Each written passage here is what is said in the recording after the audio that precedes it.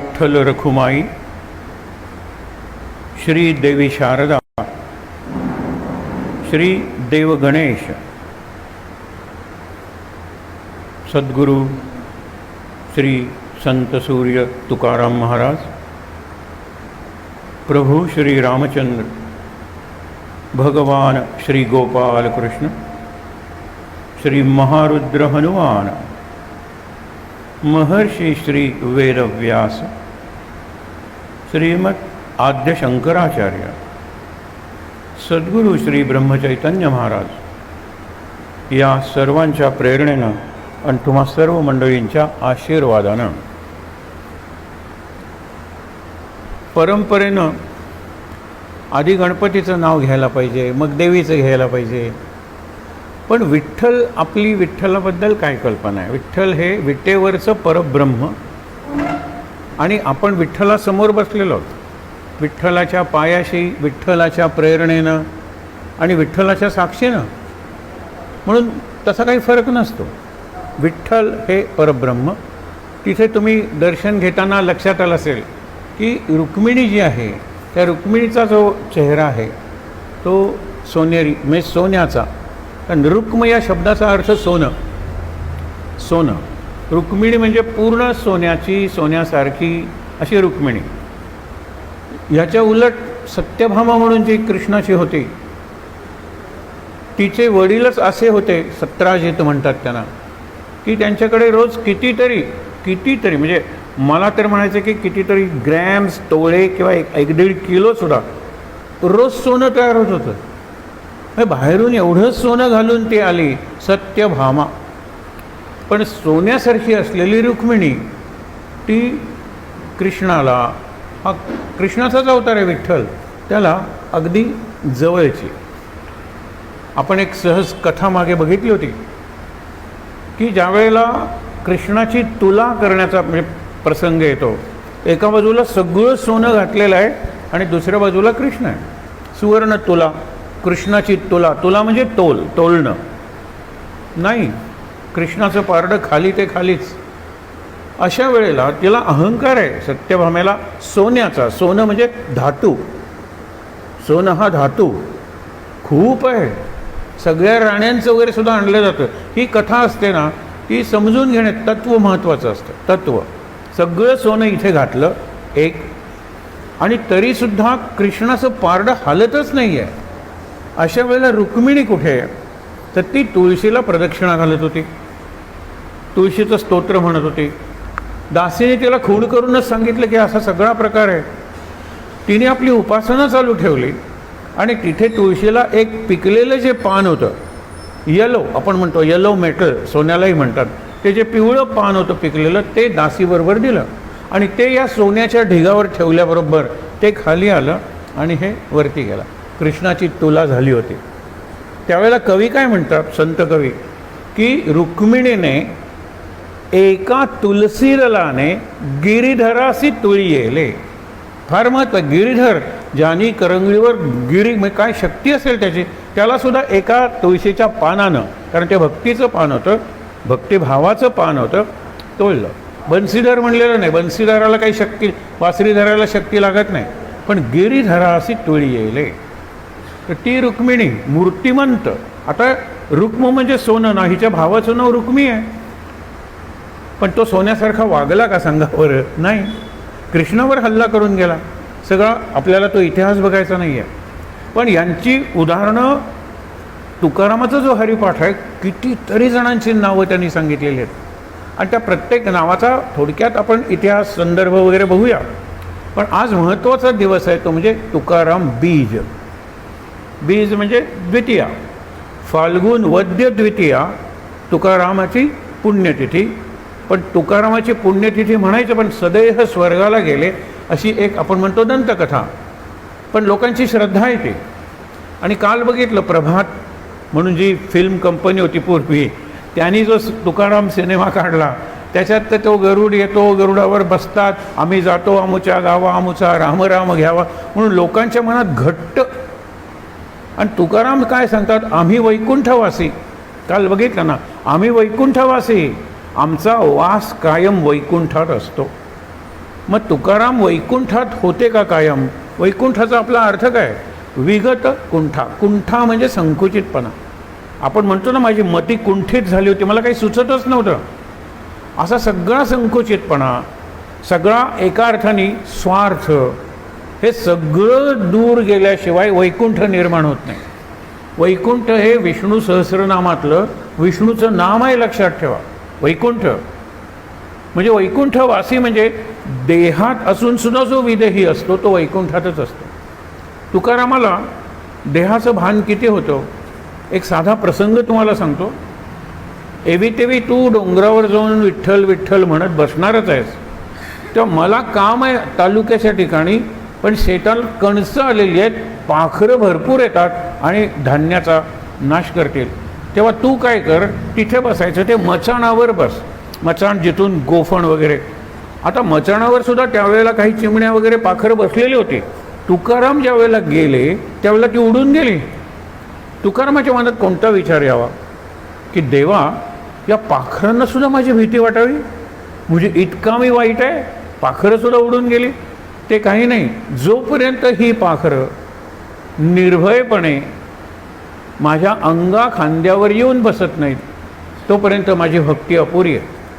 काल बघितलं होतं भंडाऱ्याच्या डोंगरावर ते म्हणतात, वृक्षवल्ली आम्हा सोयरी वनचरे, कारण तिथे दुसरं कुणी नाही आहे म्हणून त्यांनी ती उपासना भूमी निवडलेली आहे.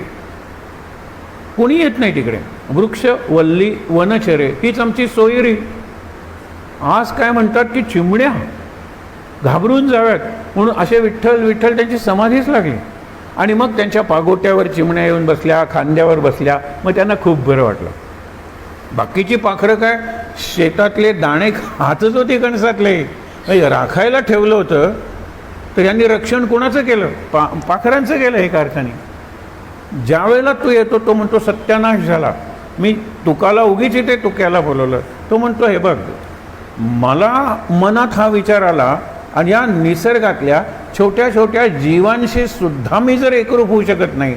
आपण बघितलंय की हे विश्वची माझे घर, ज्यावेळेला अमुचे घर, ऐसी मती सांगितलेलं आहे, बुद्धी, पण शेवटी किंबहुना चराचर आपणची जाहला. चराचर हे चिमणीसुद्धा मीच आहे ना. म्हणून तो हात जोडून सांगतो की तू नेहमी, तुला किती धान्य येतं हे माहीत आहे, हे मोज, ज्या वेळेला कापणी होईल, मळणी होईल, मोज, आणि जे काही तुझं नुकसान होईल ते मी तुला भरून देतो. नंतर प्रत्यक्षात झाल्यानंतर तोच 2 पोती घेऊन तुकारामाकडे आला, यावर्षी मला जास्त धान्य मिळालं. त्याच्यातला अर्थ समजून घेऊया आपण. आणि म्हणून तुकाराम वैकुंठाला गेले याचा एक अर्थ, त्यांचा देह मिळालेला नाही. मग काय त्याच्या निरनिराळ्या अक्षरशः ज्याला आपण म्हणतो थिअरीज, गोष्टी किंवा व्हर्जन्स, प्रत्येकाचं निराळं आहे. त्यातले त्यात एक पटणार, अनेकांनी तुकारामाची चरित्र लिहिलेली आहे, पण एक गोष्ट काय की त्यांना शेवटी इतकं वैराग्य आलं की नको हा संसार, म्हणून कुणालाही न कळवता, हे मी माझ्या पदरचं सांगत नाही, हे पुस्तकातलं आहे, पेंडसे नावाच्यानी त्यांनी ग्रंथ लिहिलेला आहे, आणि मुख्य म्हणजे त्यांनी संशोधन केलेलं आहे. तर ते कुठे जातात? पहिल्यांदा काशीला निघून जातात, वैराग्य, आणि काशीला निघून गेल्यानंतर तिथे काही दिवस राहतात. तिथे देहूचा एक माणूस भेटतो, त्याच्याबरोबर चिठ्ठी पाठवतात, आणि ते पेंडसे, श्रीशम पेंडसे असतील कदाचित, ते म्हणतात की ही जी चिठ्ठी आहे ती चिठ्ठी बराच वेळ हे जे मोरे घराणं आहे ना त्यांच्याकडे होती, की मी सुखरूप आहे, माझी चिंता करू नका, पण आता प्रपंचाकडे मी पुन्हा वळणार नाही, देहूला मी येणार नाही, मी इथूनही पुढे जाईन, मी आता वैकुंठाला निघालो. म्हणून तिथून ते ऋषिकेशला आले, ऋषिकेशवरून हिमालयात गेले, ते परत आले नाहीत, तुका वैकुंठाला गेला. मग आता तुकारामाची समाधी आहे काय? समाधीला काय असतं? अवशेष असतात, अस्थी असतात, उरलेला कधी कधी देहच ठेवतात, मग त्यालाही संजीवन समाधी म्हणतात. ज्ञानेश्वरांची संजीवन समाधी अस्सल संजीवन समाधी आहे. परंतु आपण म्हणतो ना परमहंस, पावसचा परमहंस स्वामी स्वरूपानंद देह ठेवलेला आहे, गजानन महाराज देह ठेवलेला आहे, आणि अगदी गोव्यातलंच सांगायचं असेल तर कुंडईचे जे आधीचे ब्रह्मानंद महाराज होते, देह ठेवलेला आहे. ती खोली तयार करतात, त्याला गार म्हणतात. गार म्हणजे खोली आतली, आणि ते ठेवून मग निरनिराळ्या प्रकारची मीठ काय, कापूर काय, ही जी सगळी प्रिझर्वेटिव्ह म्हणतात त्यांनी गच्च ती भरतात आणि वरती ची शिळा ठेवतात आणि मग ती समाधी होते. तर तशी तुकारामाची समाधीच नाही आहे. पण शेवटी समाधी म्हणजे चैतन्य असतं. आपण ज्या वेळेला म्हणतो समाधी पाहता समाधान होते, तनु कष्टवी त्यासी आनंद देते, मनी भाविता कामना पूर्ण होते. कामना एक्सप्रेस कशाला करतात?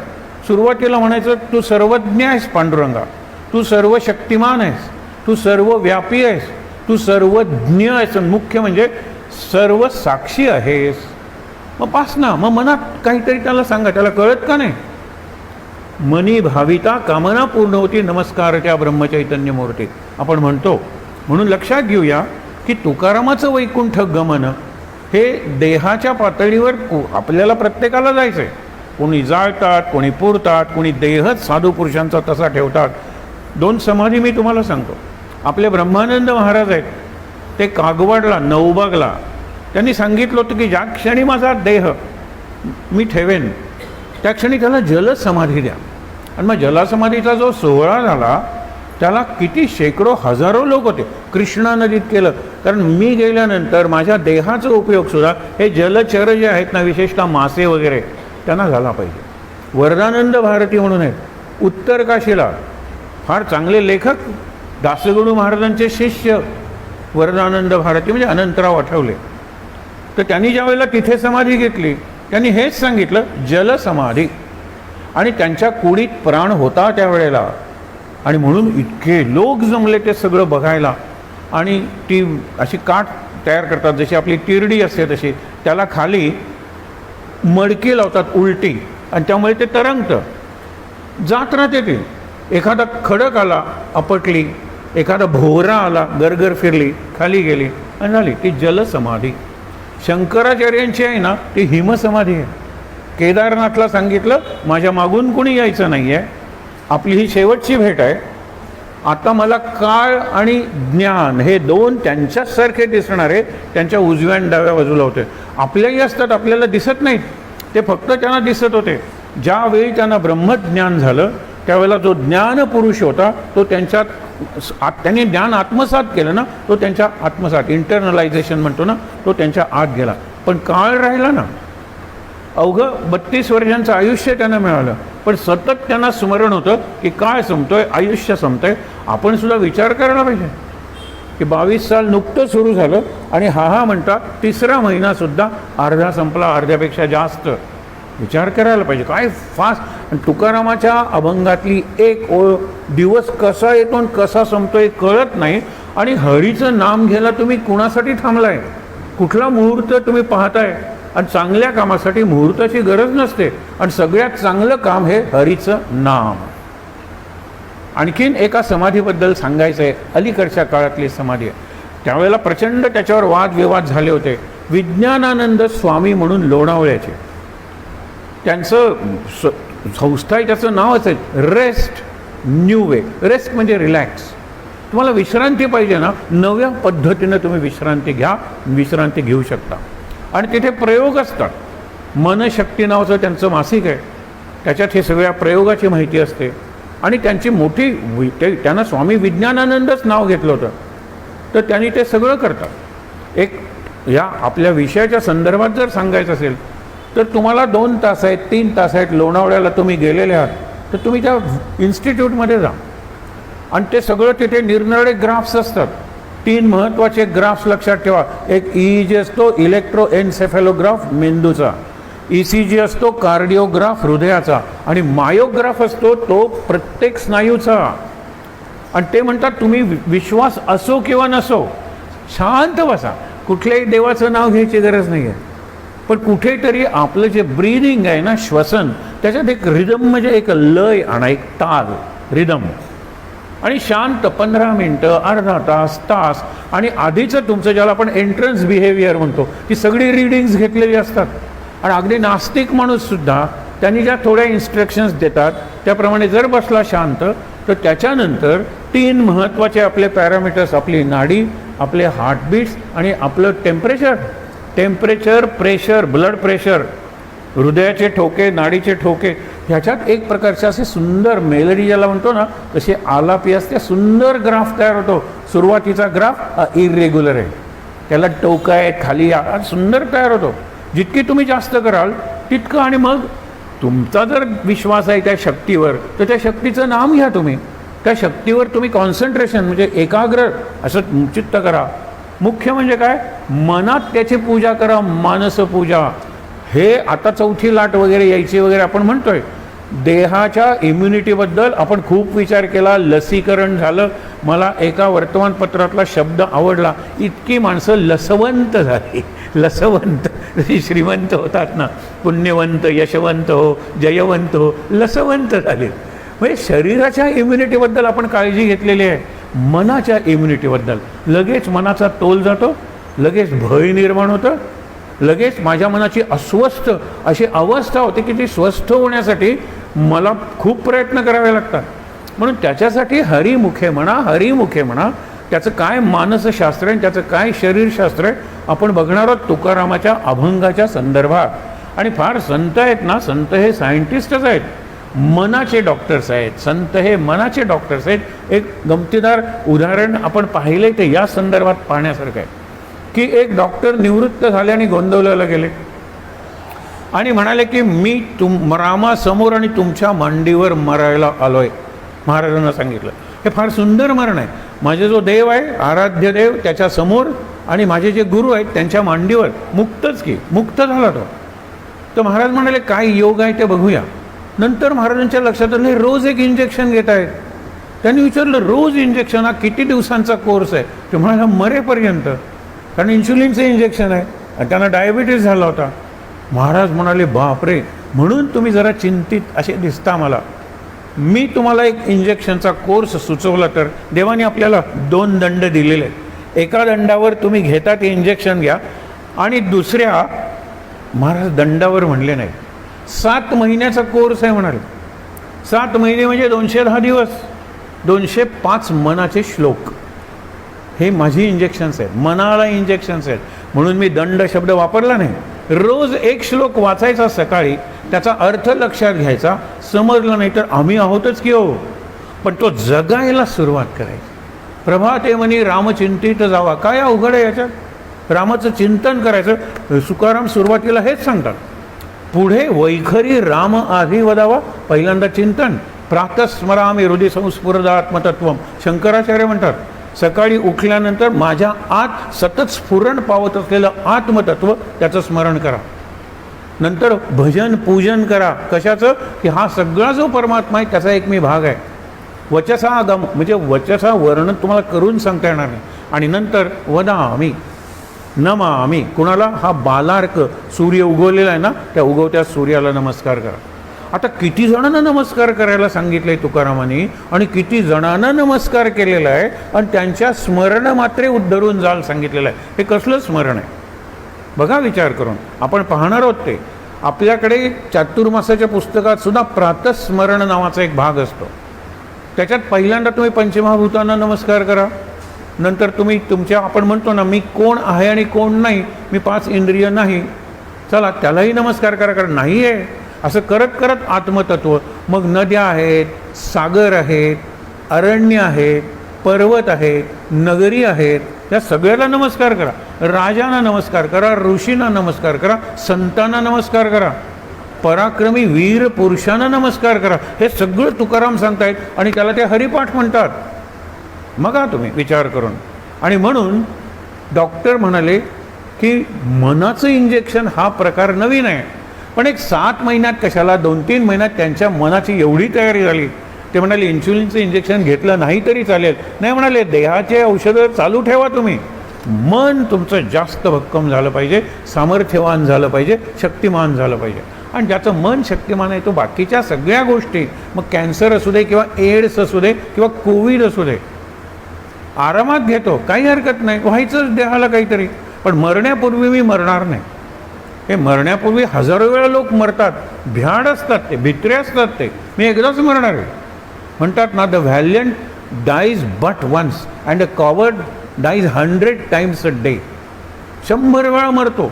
पण जो खरा शूरवीर आणि धैर्यवान आहे, धीर, तो एकदाच मरतो. ही तयारी हरिपाठाने कशी करायची आपण वाचायला सुरुवात करूया. सुरुवात आहे, नमीला गणपती माऊली सारजा. यांनी विचारलं, यावेळेला आपण काही लोकांना लिहून देणार आहोत का? गरज नाही, इतकं सोपं आहे. बघा, नमीला नमन केलं, गणपती माऊली सारजा. आता माऊली म्हणलेलं आहे. आता गणपतीची माऊली वगैरे म्हणू नका, शारदा येते.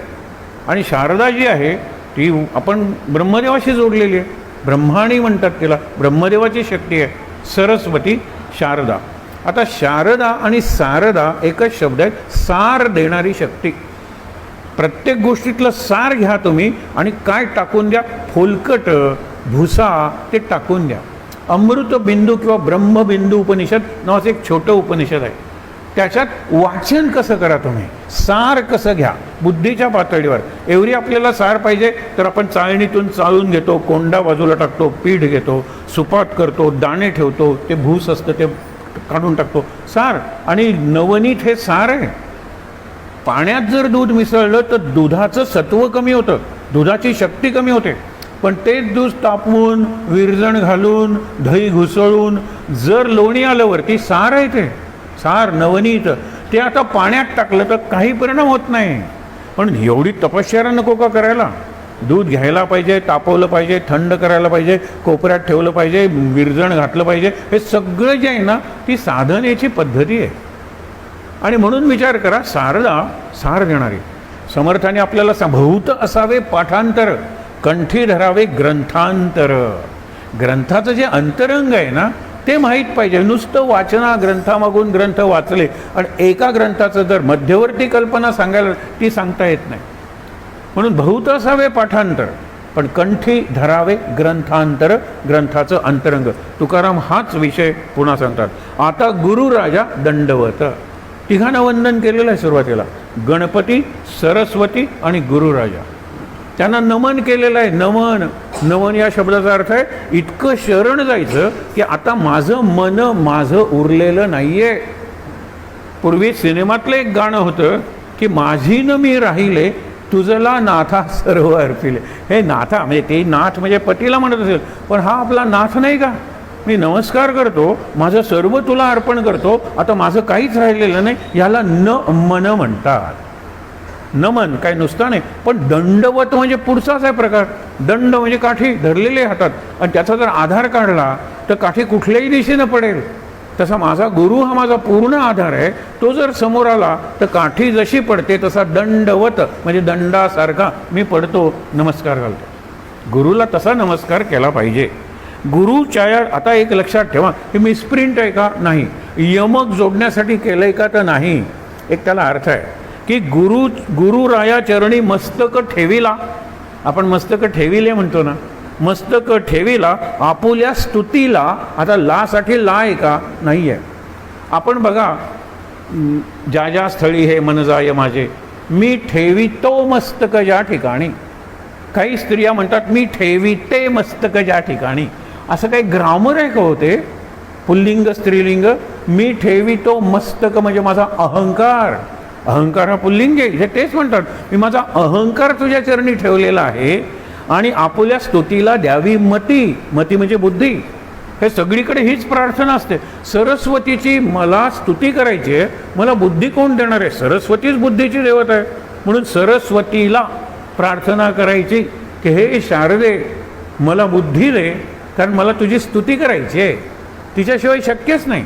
माया, मायेचं वर्णन करायचं आहे, तर मायेला शरण जाऊन प्रार्थना करून की तुझं वर्णन करायला. कारण ह्या गोष्टी आहेत ना, त्याच्यासाठी 3 शब्द वापरतात. अनिर्वचनीय बियॉन्ड वर्ड्स, अकथनीय बियॉन्ड नॅरेशन आणि अवर्णनीय बियॉन्ड डिस्क्रिप्शन. मग अशानं तुम्ही काय, अनुभवाच्या गोष्टी आहेत, या शब्दाच्या गोष्टीच नाही आहेत.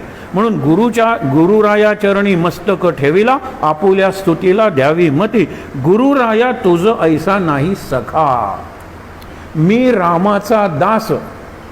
माझ्या दृष्टीने त्याला उचलूनच घेतो ना. रामदास ज्या वेळेला नमस्कार करत असतील, हनुमान ज्या वेळेला रामाला नमस्कार करतो, त्यावेळेला राम म्हणतो, तू तुला माझा दास म्हणतोस, पण मी तुला माझा सखा म्हणतो. हे दास्य भक्ती, सख्य भक्ती याच्यातलं हे नातं आहे. आणि मग पुढे आपण म्हणतो आत्मनिवेदन. आत्मनिवेदन म्हणजे आत्म्याचा नैवेद्य दाखवायचं आहे, अर्पण करायचं आहे सगळं. पण माझा, मी रामाचा दास पण राम सखा, हे कसलं नातं आहे? हे एकच नातं आहे. मी तुझ्या चरणी माझा देह अर्पण करतो, मस्तक अर्पण करतो, आणि तू मग उचलून मला हृदयाशी धरतोस. हृदयाशी धरणाला आपण आलिंगन, आलिंगन म्हणजे मिठी किंवा वेंग माल्ली आपण म्हणतो तसला नाही आहे. माझं जे आत्मलिंग आहे आणि तुझं जे आत्मलिंग आहे त्यांचं एकमेकाशी मिलन, याला आलिंगन म्हणलेलं आहे सर्व बाजूनी. म्हणून कृष्णाला शेवटी ज्ञानेश्वरांनी फार चांगलं सांगितलेलं आहे, ये हृदयीचे ते हृदयी घातले. म्हणजे आपल्या हृदयात जे होतं ते अर्जुनाच्या हृदयात घातलं. दोघांनाही कळलं नाही की मी काही दिलंय आणि त्यांनी काही घेतलंय. आणि आपणासारखे केले, अर्जुनाला आपल्यासारखं केलं, तयाचे अर्जुनपण न मोडिता.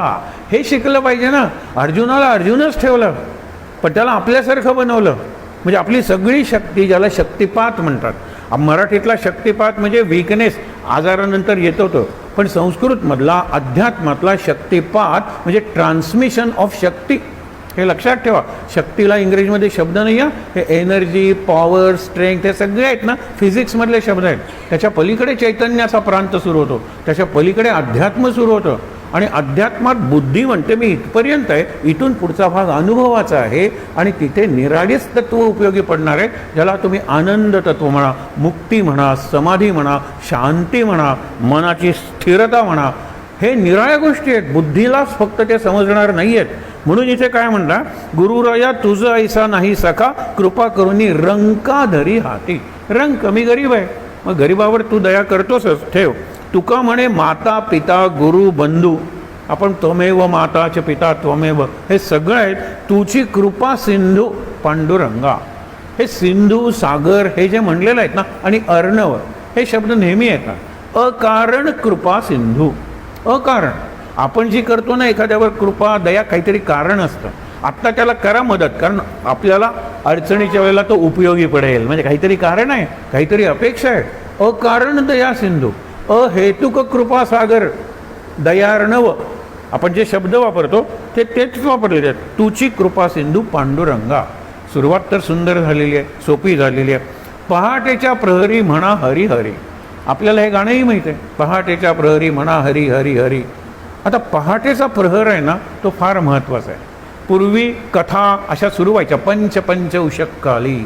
आता पंच उषक्काल म्हणजे काय, दिवसाचे 60, आपण म्हणतो ना 60, 8 प्रहर, 60 घटका, आणि त्यातल्या 55 पंच म्हणजे 5 and 5, 55 घटकाला 5 घटका उरलेले आहेत सूर्योदयाला, आणि 5 घटका म्हणजे 2 तास उरलेले आहेत. 6ला सूर्योदय असेल तर 4 पासून पंच उषक्काले. तर तिथे ती जी पहाट आहे त्याला ब्राह्ममुहूर्त म्हणलेलं आहे. आणि उपासनेला, अभ्यासाला, साधनेला, रियाजाला, व्यायामाला अत्यंत चांगला हा काळ आहे. म्हणून सकाळची वेळ आहे ना, ती सुरुवात होते प्लॅटिनमने. अर्ध्या तासात डायमंड बनतो, त्याच्या अर्ध्या तासांनी गोल्ड बनतं, त्याच्या अर्ध्या तासांनी सिल्वर बनतं, आणि मग कॉपर वगैरे सगळे प्रपंचाचे धातू सुरू होतात. म्हणून सकाळी उठल्यानंतरचा पहिला अर्धा तास अरे काय सुंदर असतो. अशा वेळेला ध्यान करा, चिंतन करा, मौन उपासना करा. एकदम घेतली माळ आणि कशाला पहाटे करता, अर्ध्या तासाच्या. हे मी अध्यात्मातलं सांगत नाही, रॉबिन शर्मा वगैरे अलीकडचे सेल्फ डेव्हलपमेंट पुस्तकं लिहिणारे आहेत ना, ते सांगतात, अरे पहिली 1 तास लवकर उठलायस ना, पहिली 15 मिनटं, नंतरचे 15 मिनटं, नंतरचे 15 मिनटं, 15 मिनटं, 4 स्लॉट्स तयार कर ना. पहिला प्लॅटिनम, नंतर डायमंड, नंतर गोल्ड, नंतर सिल्वर. आणि त्याप्रमाणे शंकराचार्यांनी तर क्रियापदच वापरलेले आहेत. पहिल्यांदा स्मरामी, नंतर भजामी, आणि नंतर वदामी. म्हणून पुढे वैखरी राम आधी वदावा. पण उठल्या उठल्या कशाला राम नाम वैखरीने घेतलं पाहिजे. मौन घ्या, मानसपूजा करा, काहीतरी वाचन, मनन, चिंतन, श्रवण, या सगळ्या आतल्या उपासना आहेत किंवा. आणि दे आर ऑल सायलंट, मौन आहेत त्या. मी स्मरण करतोय असं जाहीर स्टेटमेंट करू शकाल, पण स्मरण त्याला साऊंड कुठे आहे, लाऊड कुठे आहे, ते स्मरण शांत आहे. श्रवण सुद्धा शांत आहे. श्रवण करतो ना ते तुम्हाला ऐकू येतं, पण श्रवणाची प्रोसेस ॲबस्ट्रॅक्ट आहे, म्हणजे ती नाही तुम्हाला कॅमेऱ्यावर घेता येणार. श्रवणाची प्रोसेस नाही घेता येत, वाचनाची प्रोसेस नाही घेता येत. आणि या सगळ्या ज्या आपण म्हणतो ना की आतल्या गोष्टी आहेत ना, त्याच्यावर बाहेरचा मी उभा आहे. माझी आतली आहे ना ती अव्यक्त अवस्था, व्यक्ती, आणि त्या व्यक्तीची अभिव्यक्ती करायची, त्याला उपासना किंवा शिक्षण म्हणलेलं आहे. व्यक्ती आपण प्रत्येकजण व्यक्त झालेला आहे ना. काय व्यक्त झालं आहे? आतलं सगळं, भावना व्यक्त झाल्या आहेत, कल्पना व्यक्त झाल्या आहेत, विचार व्यक्त झाले आहेत, स्मृतीतून निरनिराळ्या जीवनातल्या घटना व्यक्त होतात, आणि ह्याला व्यक्तिमत्व म्हणतात. हे विचार करूया आपण. आणि म्हणून सांगितलंय काय, पहाटेच्या प्रहरी म्हणा हरी हरी, तया सुखा सरी. सरी म्हणजे उपमा, तुलना नाही. आता म्हणतात ना तुझ्या कृपेला सरी नाही, हे त्या काळातले संत नेहमी म्हणायचे. आता त्यांनी संधेत जशी नावं असतात ना, ते नावं घेतलेली आहेत. अरे प्रत्येक नावावर बोलता येईल. आपण फक्त अर्थ पण केशव पहिलं नाव घेतलेलं आहे. आता केशव शब्दाचे काय अर्थ आहे? आपण केशवाय नमः नारायणांना आचमनाला घेतो. केशव म्हणजे विष्णू, ज्याचे केस लांब आहेत. अर्जुन काय, कृष्ण काय, त्यांचे केस लांब होते पण मुकुटामुळे दिसत नव्हते. एक प्रसंग आपण पाहिला होता ना, द्रौपदीला अहंकार झालेला आहे की मी प्रत्येक श्वासावर प्रत्येक पावलाला कृष्णाचं नाम घेते. त्यावेळेला तिची सेवा अर्जुनाच्या कक्षात आहे. ती येते सगळी कामं उरकून आणि तो दिवा बारीक करते आणि तिला कृष्ण कृष्ण असं स्पष्ट नाम ऐकू येतं. ती म्हणते या खोलीत मी आणि अर्जुन आहे, अर्जुन गाढ झोपलेला आहे, हे कृष्ण कृष्ण कुठून ऐकू येते?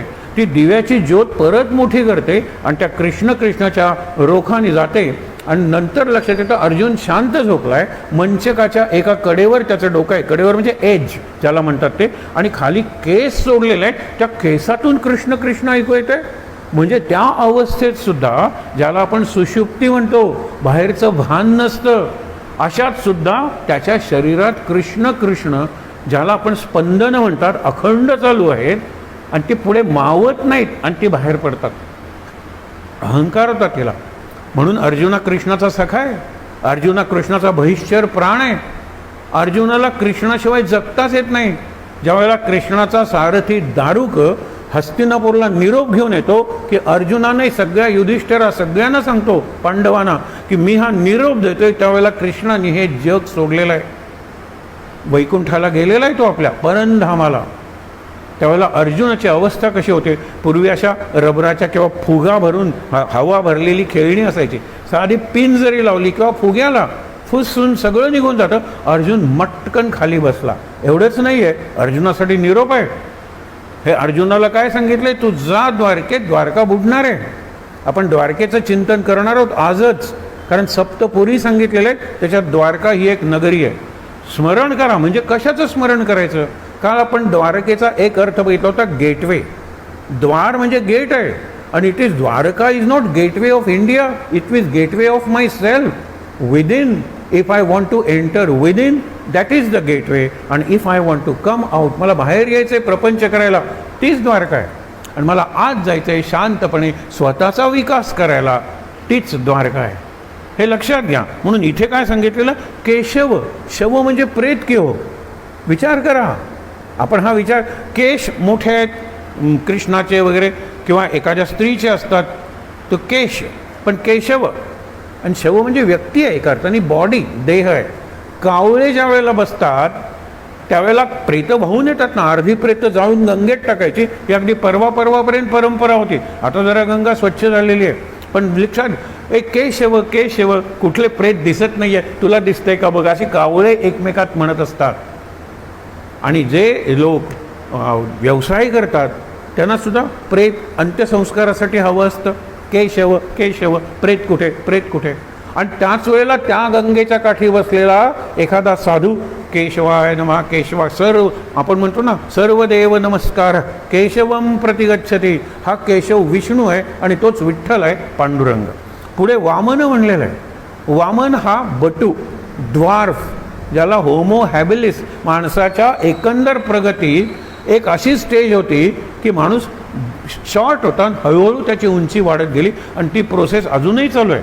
कुठल्याही कुटुंबात बघा, एक तरी मुलगा किंवा मुलगी आईवडिलांपेक्षा उंच असते. काही एक्सेप्शन सोडून द्या, माणसाची उंची वाढते आहे, त्यांच्या विचारांची वाढत नाही आहे, ही शोकांतिका आहे. शरीराची उंची वाढतेच आहे, सोडा. इथे काय सांगितलेलं आहे? वामन. वामन अवतार एकाच गोष्टीसाठी लक्षात ठेवायचा की तो जातो त्या बळीराजाकडे, त्याचा 100वा यज्ञ पुरा झाला तर त्याला स्वर्गाचं राज्य मिळेल. तो तसा बघितलं तर भक्त आहे विष्णूचा, आणि विष्णूचा जो अवतार आहे वामन त्याचा भक्त आहे बळीराजा. पण स्वर्गाचं राज्य मिळाल्यानंतर त्याच्यातले असुरी संस्कार जागे झाले. लक्षात ठेवा, हिरण्यकशिपूच्या वंशातला तो आहे प्रल्हादाचे संस्कार जर जागे झाले तर तो स्वर्गाचा आणखीन स्वर्ग करून टाकेल. पण जर हिरण्यकशिपूचे संस्कार जर जागे झाले तर तो संस्कारचा म्हणजे स्वर्गाचा नरक बनवून टाकेल. म्हणून हा यज्ञ तसा पुरा व्हायला नको. आलेला आहे बटू एवढा मुंज झालेली आहे, इतका तो कोवळा आहे. लक्षात ठेवा, मी हे का सांगतोय? वामन म्हणल्यानंतर मला असं काहीतरी दिसलं पाहिजे. हे नाव नाही आहे फक्त. त्यावेळेला बळीराजाची पत्नी आहे आणि बळीराजाची मुलगी आहे. त्या पत्नीच्या मनात येतं की अरे ह्याची आई हा किती भाग्यवान, याला दूध पाजण्याचं भाग्य तिला मिळालं. त्याच वेळा त्याची मुलगी आहे, लग्न झालेलं नाही आहे. ती म्हणते की ह्याला दूध पाजावं असं मला वाटतंय. म्हणून तिला पाहणा फुटतो आणि ती पुढे जायला लागते. इतक्यात वामन पुढे येतो आणि मला त्रिपाद भूमी दान दे, 3 पावलं. आणि नंतर पहिलं पाऊल टाकून तो आकाश जमीन पाणी व्यापून टाकतो. दुसरा पाऊल जमीन आकाश सगळं. तिसरं पाऊल टाकू कुठे? काहीच उरलेलं नाही आहे. पंचमहाभूत तशी व्यापून गेलेली आहेत. त्यावेळेला बळीराजा मस्तक पुढे करतो आणि ते मान्य करतो विष्णू. याचा अर्थ माझं डोकं आहे ते पंचमहाभूताचा भाग आहे. हे केस आणि कवटी म्हणतो पंचमहाभूत आहेत, जळून जातात चितेत. मेंदू आहे तो अगदी लोण्यासारखा वितळून जातो. उरलं काय? माझी बुद्धी उरली. मी लिहिलेली पुस्तकं, मी केलेल्या कलाकृती, ते उरलं. हे जे मागे उरतं ना, लक्षात ठेवा, त्याच्यावर पाय ठेवलेला आहे. डोक्यावर पाय ठेवला म्हणजे काय? डोकं सगळं शरीराचाच भाग आहे. बुद्धी म्हणून जो आपल्याला एक प्रकार आहे माणसाला मिळालेला आहे, मेंदूच्या ज्या निरनिराळ्या शक्ती आहेत, फॅकल्टीज ऑफ ब्रेन, त्याच्यातली बुद्धी महत्त्वाची आहे. मग बुद्धी आहे, स्मृती आहे, नवनिर्माण शक्ती आहे, कल्पना शक्ती आहे, सगळं आहे ना. या सगळ्या ज्या शक्ती आहेत ना, त्याला 11वी दिशा म्हणलेलं आहे. 10 दिशा व्यापून टाकल्या. पूर्व पश्चिम उत्तर दक्षिण नैऋत्य वायव्य आग्नेय ईशान्य आपण म्हणतो. ऊर्ध्व आणि अध. अजून एक पाऊल टाकायचं आहे. ते पाऊल टाकू कुठे? मस्तकावर. म्हणजे मस्तक या 10 दिशेच्या पलीकडचं आहे. हा वामन अवताराचा संदेश आहे. 10 दिशांच्या पलीकडचं म्हणजे काय? मटेरियल नाही आहे ते. मस्तक म्हणजे तुमची जी बुद्धी, जी मानवाला मिळालेली महत्त्वाची देणगी आहे, फार महत्त्वाची आहे होती. आणि ती आहे ना, ती या 10 दिशांच्या पलीकडे आहे. ते चैतन्य आहे. चैतन्य निर्माण करणारी शक्ती आहे ती. तो काय देहाचा भाग नाही. मेंदू देहाचा भाग आहे.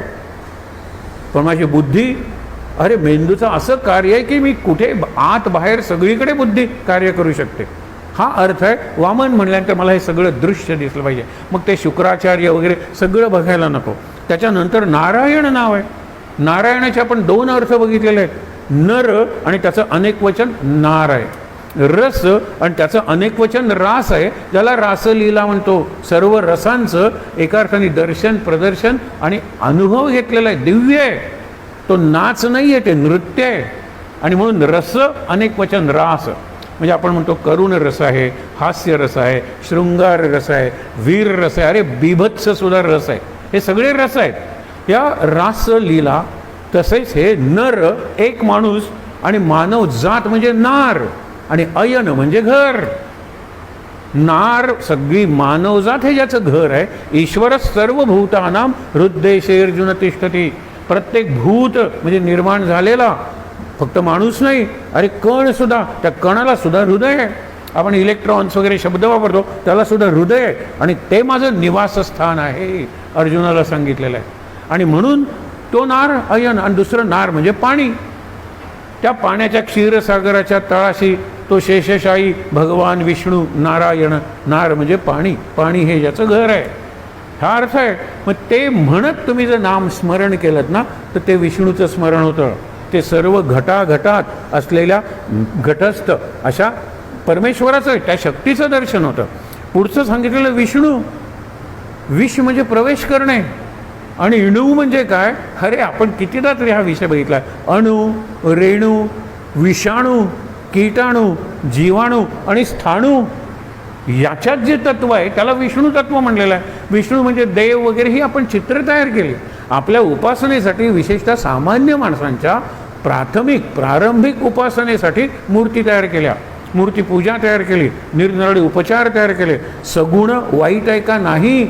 सगुणाचे आधारे निर्गुण पाविजे निर्धारे.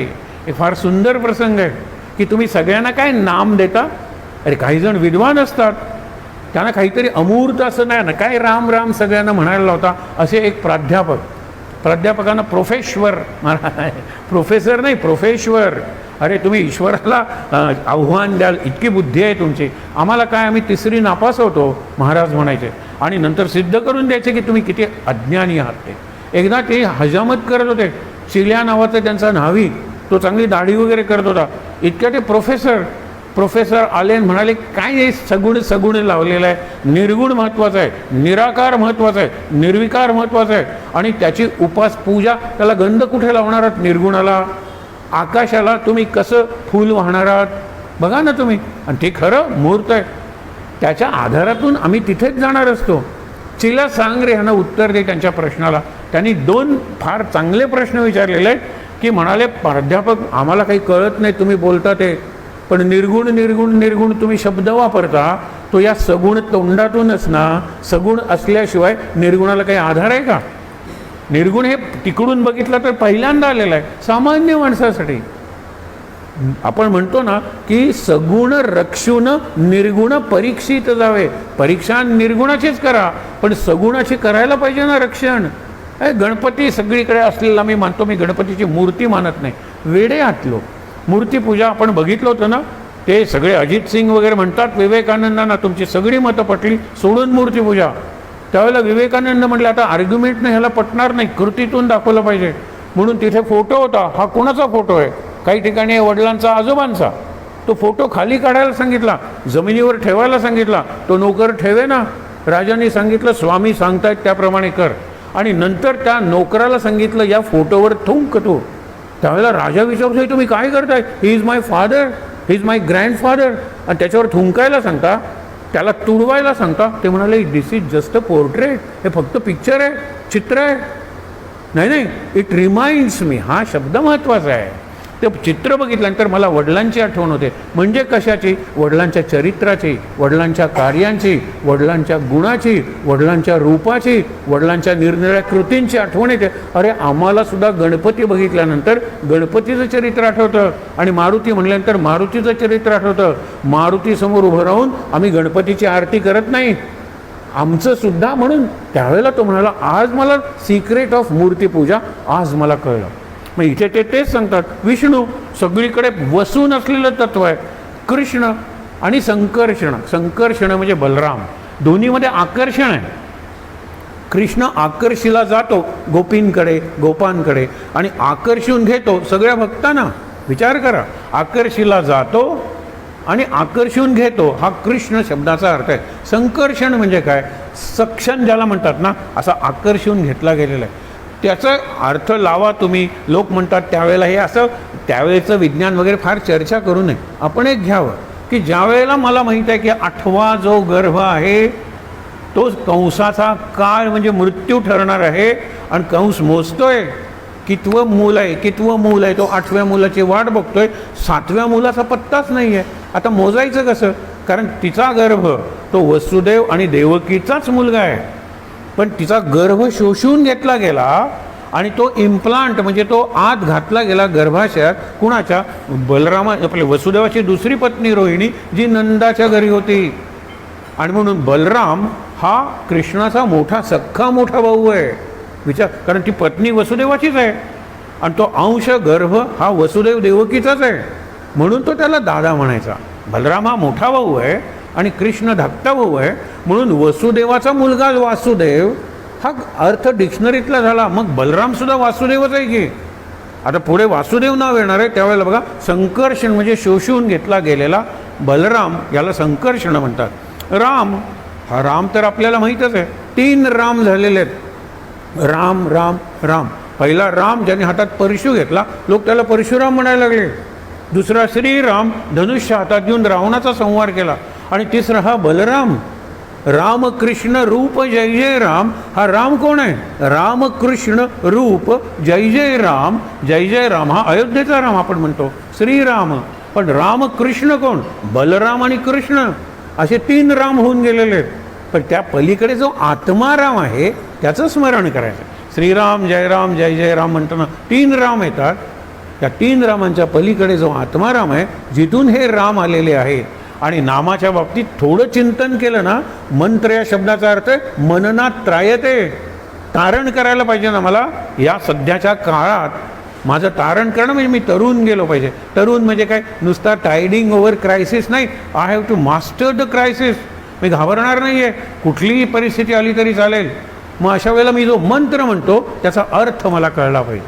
आणि हा अर्थ कळला ना तर खूपच आपल्याला फायदा होतो, त्याचा लाभ होतो, आतून लाभ होतो. म्हणून मगाची जी मनाची इम्युनिटी, बुद्धीची इम्युनिटी, चित्ताची इम्युनिटी, आत्म्याला इम्युनिटीची गरज नसते, तो इम्यून असतो आणि तो सगळीकडे पसरलेलाही असतो, तो सर्वशक्तिमान आहे.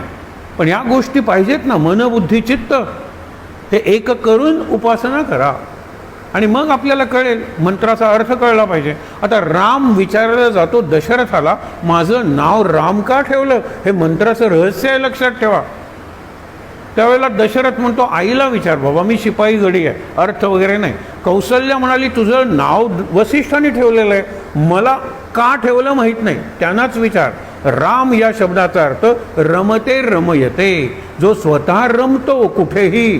तो वनवासात रमलेला आहे, तो जटायूकडे रमलेला आहे, तो गुहकाकडे रमलेला आहे, तो शबरीकडे रमलेला आहे, तो वानरांच्याकडे रमलेला आहे, तो वृक्ष म्हणजे अस्वल, वृक्ष नाही आहे, झाड, वृक्षांच्यात रमलेला आहे. राम सगळीकडे रमतो आणि सगळे रामाच्यात रमतात, सगळे शरण जातात रामाला. हा राम या शब्दाचा अर्थ आहे. पण मला नाव राम का ठेवलं? वसिष्ठाकडे जातो.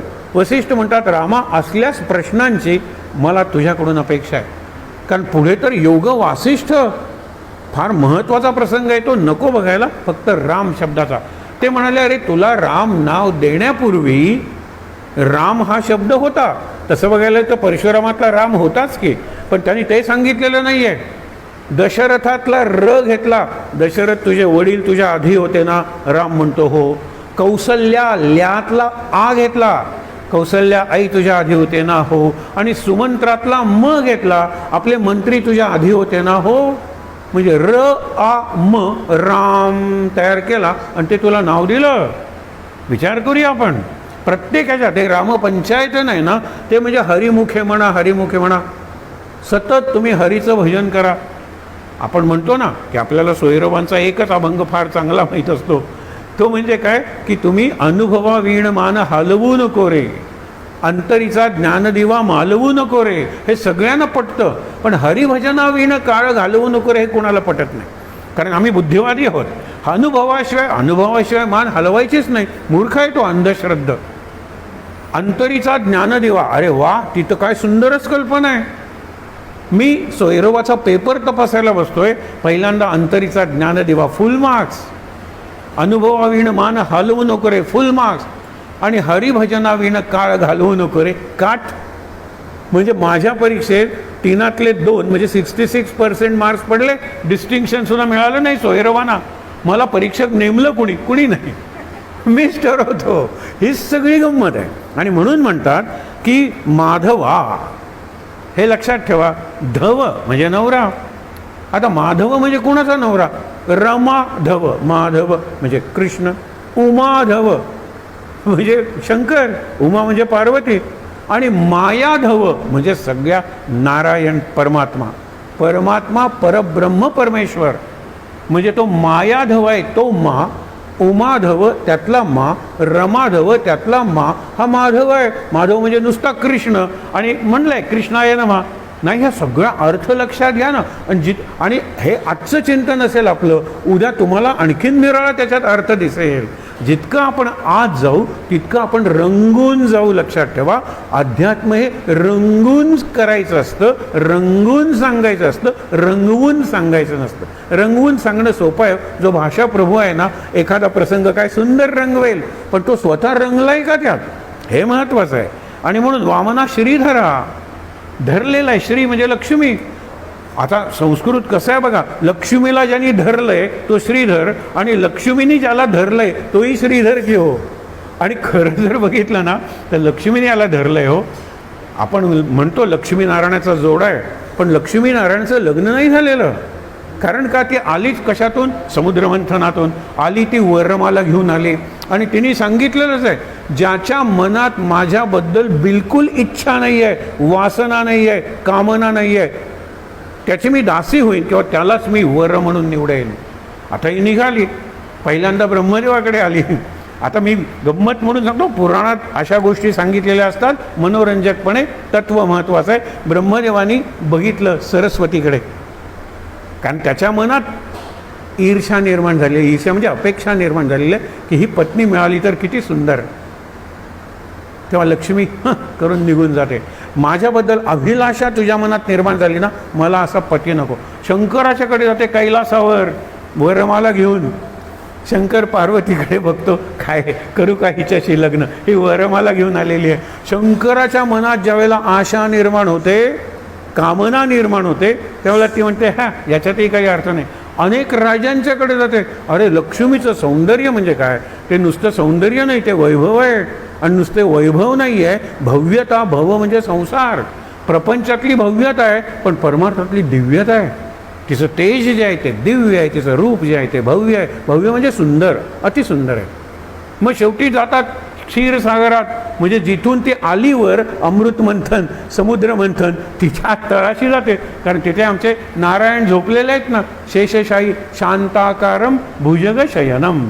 हे लक्षात ठेवलं पाहिजे. भुजगावर झोपून सुद्धा, म्हणजे त्या शेष नागावर झोपून सुद्धा जो शांत आहे आणि शांतीचा मूर्तिमंत आकार आहे, मूर्ती आहे, त्याला विष्णू म्हणायचं. आपण नुसती विष्णूची भक्ती करायची आणि शेजारच्या घरात साप आला की आपले दिवे रात्रभर जागतोय, आपल्या घरात तर येणार नाही ना. आणि श्लोक कुठला, शांताकारम भुजगशयनम. ते जातात, हा झोपलेला आहे, ती हार घेऊन येते. हा शांतपणे, इतकं सुंदर सात्विक हास्य विष्णूचं आहे. बघतो ना तिच्याकडे, पण उठून सुद्धा बसत नाही, शांत आहे.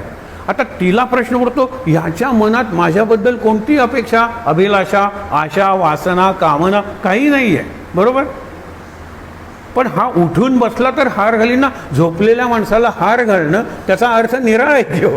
हा अजून झोपलेला आहे. मग याला प्रसन्न करण्यासाठी ती हार बाजूला ठेवते आणि त्याचे पाय चेपत बसते. म्हणून पादसेवन भक्तीचे दोन भक्त आहेत, एक लक्ष्मी आणि दुसरा पुंडलिक. पुंडलिक अजून पाय चेपतोय म्हणून तो 28 युग उभा आहे. पुंडलिक पाय चेपणं थांबला की हा निघाला वैकुंठाला. विचार करा तुम्ही, भक्तासाठी तो तिथे आहे आणि पुंडलिकाला त्याचं दर्शन नको आहे. त्यांनी वीट मागे फेकलेली आहे, पुढे पेटतो. आणि म्हणून नामदेव वगैरे म्हणतात ना, का रे पुंड्या मातलासी उभे केले विठ्ठलासी. विठ्ठल दर्शनाला आलेला आहे भक्ताच्या, पण तो म्हणतो थांब, माझं काम संपलं की मी येतोच. आणि विटेवर उभा राहा तोपर्यंत. आणि हे काम संपणारच नाही आहे. इटर्नल सेवा आपण म्हणतो ना, ही कायम चिरंतन सेवा करणार आहे तो. आणि म्हणून तो तिथे उभाच राहणार आहे. 28 युग काय, 2800 युग सुद्धा तो उभा राहील. ह्याच्यातला भाव लक्षात घ्या. पुढे बघा, श्रीधरा गोविंदा. आता गोविंदा, गोचे अनेक अर्थ आहेत. गो म्हणजे पृथ्वी, गो म्हणजे इंद्रिय, गोचर वगैरे शब्द वापरतो. गो म्हणजे गाय, हा तर आपल्याला माहीत असलेला अर्थ आहे. या सगळ्यांना आनंद देणारा तो गोविंद. आता गोविंद हे नाव केव्हा पडलं? आपण आता तिरुपतीला जातो आणि जे लोक अजूनही चढून जातात गोविंदा असं म्हणत असतात. गो दीर्घ म्हणतात. केव्हा आलं नाव त्याला? अरे गोवर्धन पर्वत ज्या वेळेला उचलला आणि सगळे गोकुळातली जनावरं वगैरे त्याच्याखाली सुरक्षित राहिली, इंद्राने कितीही पाऊस पडला तरी तो वाहून गेला, त्यावेळेला आकाशगंगेचं पाणी ऐरावताने आपल्या सोंडेत घेतलं आणि अभिषेक केला त्या गोवर्धन पर्वताला. खाली कृष्णाने धरलेला आहे. आणि त्यावेळेला सगळे ऋषी आले, म्हणाले गोविंदा. त्यावेळेला गोविंद नाव त्याला पडलेलं आहे. मुकुंद पुढे आलेलं. मुकुंद नाव केव्हा पडलं? मुचकुंद ऋषींचा उद्धार करण्यासाठी कालयवनाला त्यांनी मारलेलं आहे. त्यावेळेला मुचकुंदांचा उद्धार करता मुकुंद.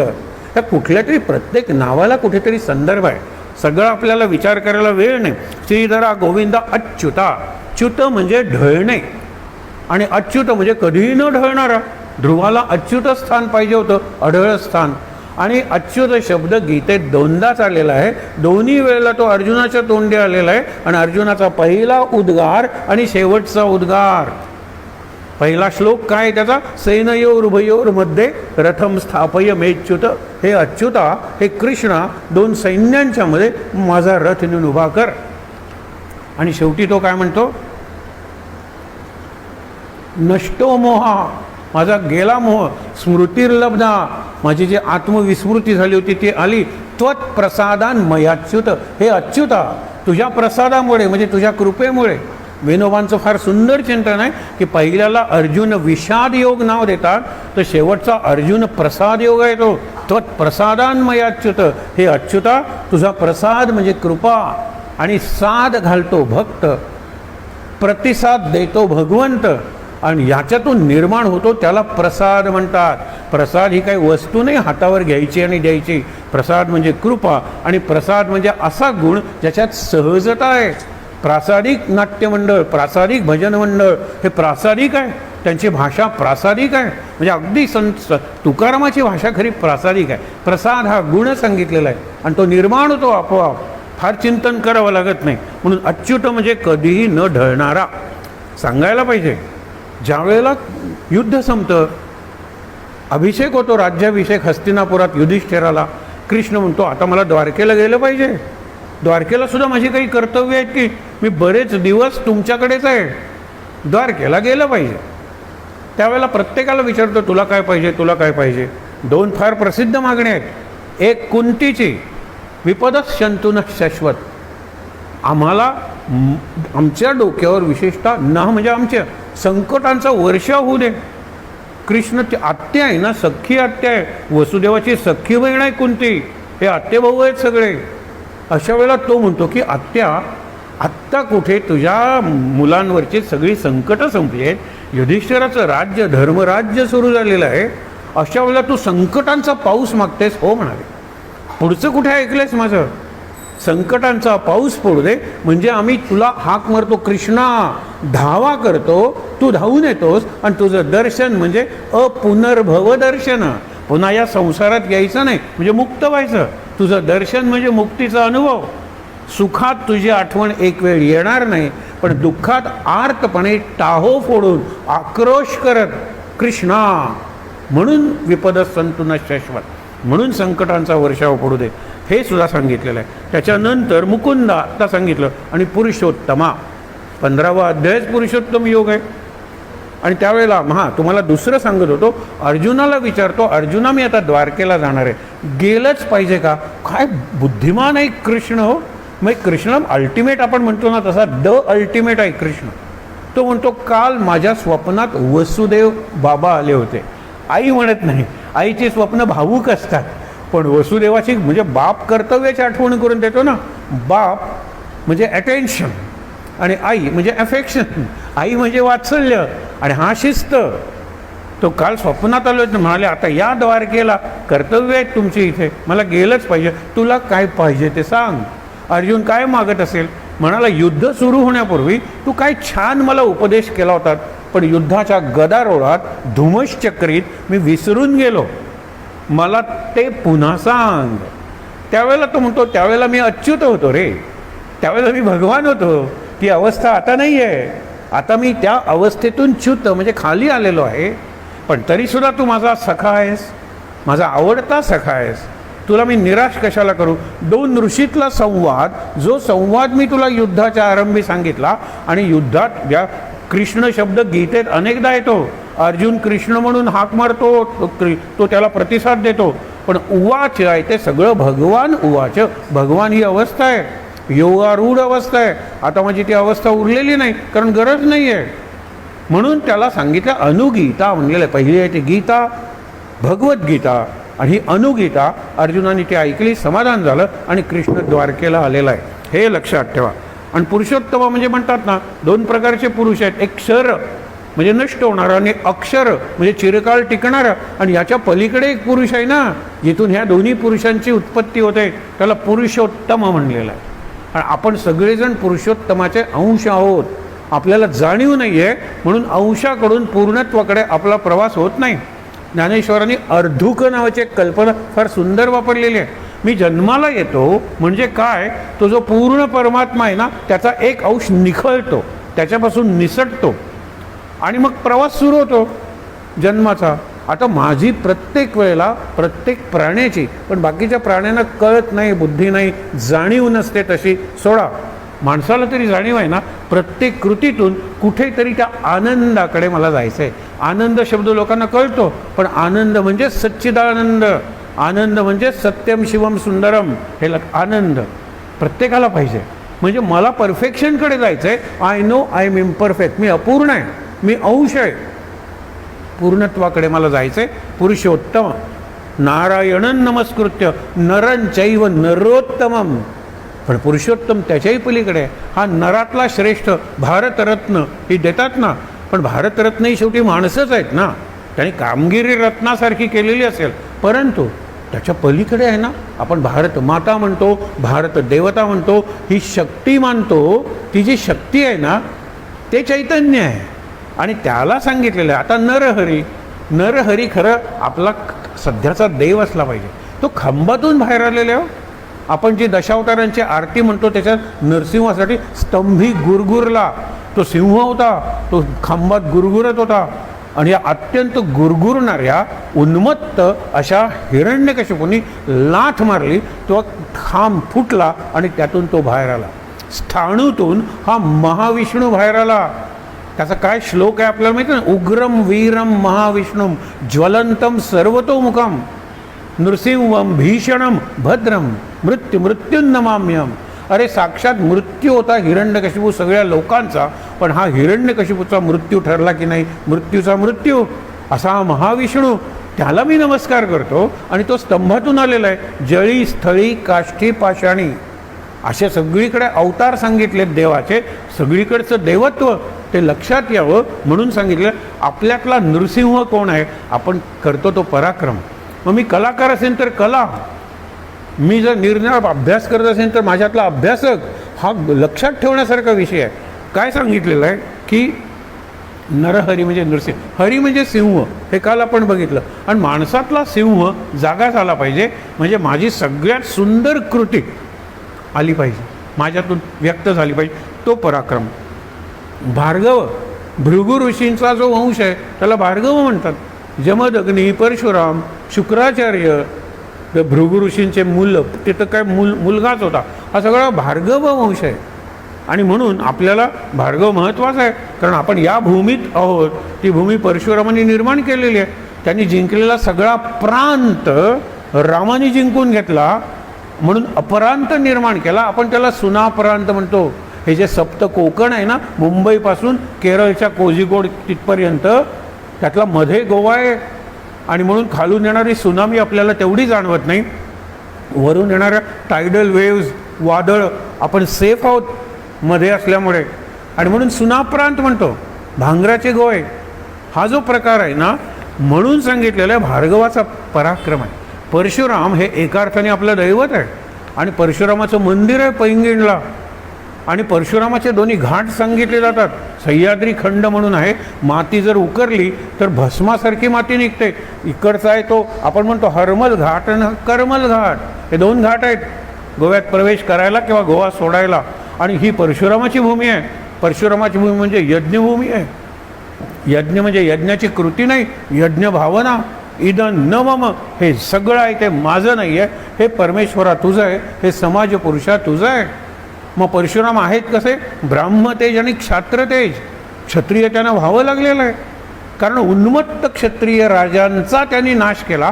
परत त्यांची मुलं सूड भावनेने आली, म्हणून 21 वेळा निक्षत्रिय पृथ्वी करावी लागली. निक्षत्रिय पृथ्वी 21 वेळा कशाला? अरे काय त्यांनी बायकांना मारलं, मुलांना मारलं परशुरामानी. आपण देवाचा अवतार म्हणतो त्याला. म्हणून तिथे दोन तेज एकत्र आलेले आहेत, ब्राह्मतेज आणि क्षात्रतेज. हे दोन्ही अग्रतो चतुरो वेदान पृष्ठतो सशरम धनु इदम ब्राह्मम इदम क्षात्रम शापादपि शरादपि. पालखी निघालेली आहे 4 वेदांची, पण पालखीचं रक्षण करायला नको का? आणि रक्षण करायला धनुर्धारी मागे आहे, हा परशुराम आहे. हातात परशु आहे, पण ब्राह्म तेज आहे, ज्ञानाचं तेज आहे.